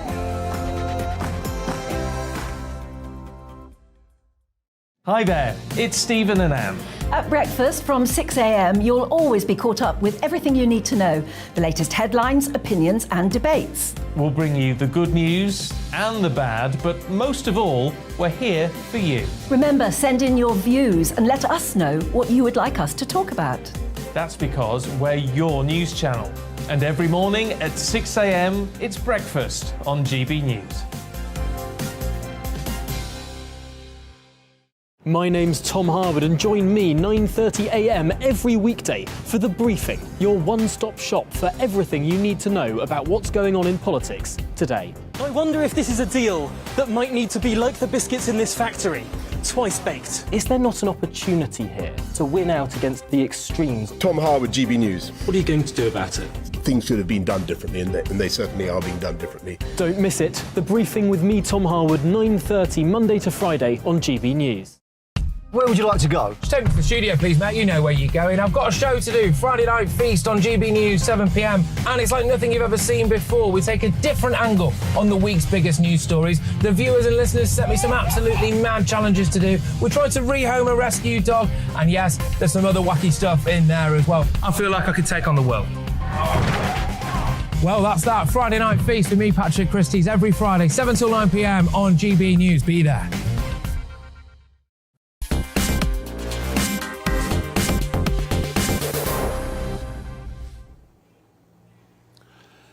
It's been a long old day. It's got to be time for a pint, really, hasn't it? And I'm joined by Steve Smith, founder of Poundland. Steve, welcome. Now, West Midlands lad, done good. West Midlands bred them through, yes. Yeah, but done good and come up with a concept of stuff that's cheap in shops, and we'll come to that and the cost of living crisis and where we are. What do you, and I haven't asked you about your politics, I'm not going to ask you about your politics, so you can voluntarily. What do you make of the shenanigans that are going on? What do the businessmen make of what's going on in Westminster in the last 48 hours? It's just amazing what a day is made, really, and it'd be nice to see what the outcome is, but I'm just amazed what's going on, really. Bit of a circus, isn't it? A little bit. It is a bit of a Westminster circus. I think some people out there in the country are quite angry about it. Oh yes. Because they're saying you should be getting on with getting on with the business, and the business. The country's a bit of a state at the moment with what's going on, inflation and all that. So it'd be nice to get on with the job and rather than what's going on, really. Poundland, the concept. I know that your old man was a bit of a wheeler and dealer and a bit of a trader, and this got you into it. And I guess, but when you founded Poundland, a pound was worth a bit more money than it is today, wasn't it? Well, the concept really came from a market stall that my mum and dad used to work on, and my mum and dad found they could make more money on the market stall for Saturday than working all the week in the factory. And it was on this market stall where anything that came out of his packaging we used to throw in a cardboard box and sold for 10p. And this box was so busy, it took more money than the rest of the store. And with the new pound coin being reinvented or redesigned, my dad just said to me one day, my dad used to be in a cash and from a market store he grew to a cash and carry because he used to supply all the traders and that, and he opened a cash and carry in Tipton called Hooties after his nickname. And then from the cash and carry, my dad used to say one day it'll all be yours, but a few years after he sold the business and said he was going to live in Mallorca. And I was looking forward to it because we was going to do property over there, but the last minute my wife said, I don't want to go to Mallorca, I don't leave my friends and family, I want to stop in the UK. So we went to Mallorca and my dad said to me, Dad, we're not stopping, he was gutted. And he said, what are you going to do then? And at the age of 20, because my dad was given a lot of credit in his cash and carry, I actually did a deal and bought a shop in West Bromwich, and it was called Steve's Discount Market, and this became my dad's biggest customer. We took £1 million, and I said, Dad, I'm gonna open more shops. And Dad says, do you remember that cardboard box with things 10p and with the pound coin be redesigned? He says, why don't you sell things for a pound? It was so simple, but it was brilliant. Yes, and you did very well out of it. Well, we came back from Mallorca in April 1990, and I thought it was going to be a simple thing to convince people what I wanted to do. But when I told people that we was going to open, I wanted a prime position shop and I want to sell things for a pound, people said, you're mad, it will never work. And it took us 6 months to find the first store in Burton-on-Trent where the landlord was struggling. And with 648 products, we opened the first shop, and we took 13,000 on the first day, which was amazing. And then from there, you've done it. It's phenomenal, and people, London forgets sometimes that there are millions of people out there that do not have much spare cash in their wallets every week, and they want value for money. Yes. But the outlook for people is pretty tough now, isn't it? Going ahead, I mean, for retailers, going to be very difficult, isn't it, the next year or two? It's very difficult for retailers, obviously, because obviously we've come out of Brexit and that, and a lot of the products come from abroad and the Far East and that, and the prices have gone up so much. I mean, when I used to bring stuff in from the Far East, it used to cost us about £2,000 for a container. Now it's over £20,000. which is crazy. And also, a lot of people forget when we buy from abroad, we buy in dollars. Now, when I used to have Poundland, it was $1, almost $2 to the pound. Yes. I mean, a few days ago, $1.15 to the pound. It's never been. Yeah, a little bit more than that, but it's been below 120. And that making a real difference. Real difference on the. I mean, for me, I travel the world buying products, and we even sold golf clubs for £1 at one time. But it makes it can't be much carb. It was branded golf clubs we bought them from America. I believe you. I believe you.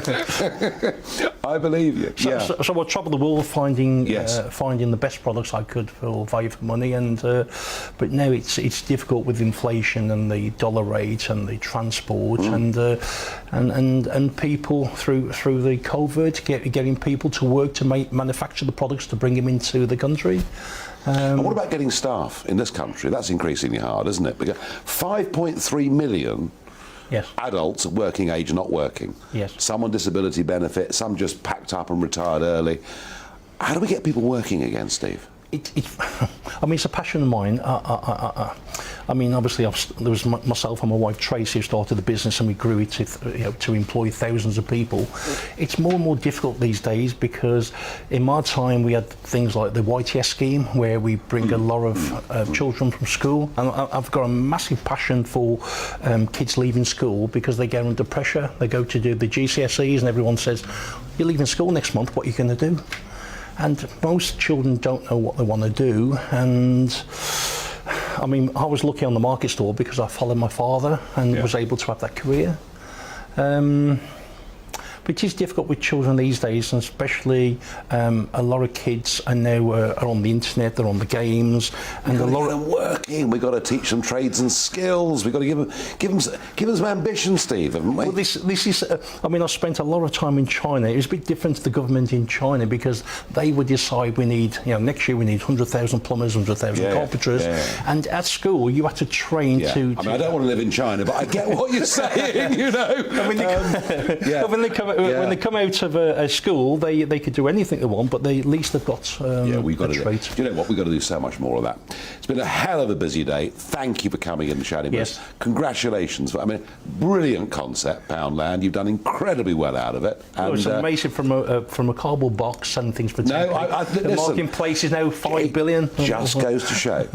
Just goes to show the simpler the concept, the better. Steve Smith. Thank you. Thank you for joining me. Thank you to all of you for being with me for the last couple of hours on this dramatic day. Boris Johnson digging in, no doubt trenches being built around number 10. Over to Dan Wootton. Oh, Nigel.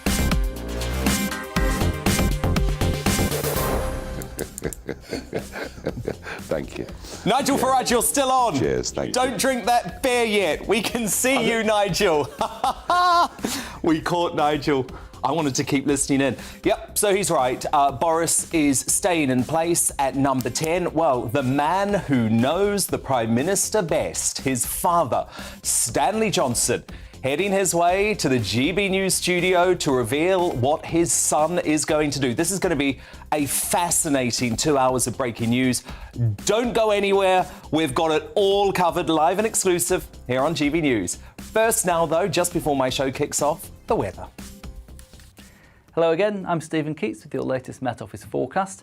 And for the next few days, we're looking at an increasing amount of fine, dry, and for quite a lot of us sunny and increasingly warm weather to come across the UK. Bit cloudy though towards the northwest, and that's because here we'll be closest to these Atlantic weather fronts, just toppling around this area of high pressure, which is otherwise maintaining a relatively fine settled period. This cold front, fairly weak feature, not a lot on it as it comes southwards across central parts of the UK down towards parts of the south overnight tonight and into the first part of Thursday. A few spots of rain, but many places not really seeing much at all. To its north, we'll see the cloud breaking up a bit, so some clear spells for parts of Scotland, northern England to end the night. Here, just about into single figures in one or two rural spots. Most places, though, it's a fairly warm start to Thursday. Warm but fairly cloudy, though, for the bulk of England, Wales and Northern Ireland. Scotland seeing the lion's share of the sunshine through Thursday morning. But as we move on through the day, I think the cloud will tend to break up from the north, and by the afternoon, actually, lots of places we'll be seeing a fair amount of sunshine. Blue skies for many of us, a little bit cloudy though into the northwest. Here a bit cooler, but for many places warmer for Scotland compared to what we'll see through Wednesday. Elsewhere, low 20s, 25, 26 possible in parts of the south. The cloud in the northwest then making inroads across Scotland through Thursday evening. Some patchy rain and drizzle again, mainly for the northwest Highlands, a few spots of rain elsewhere, but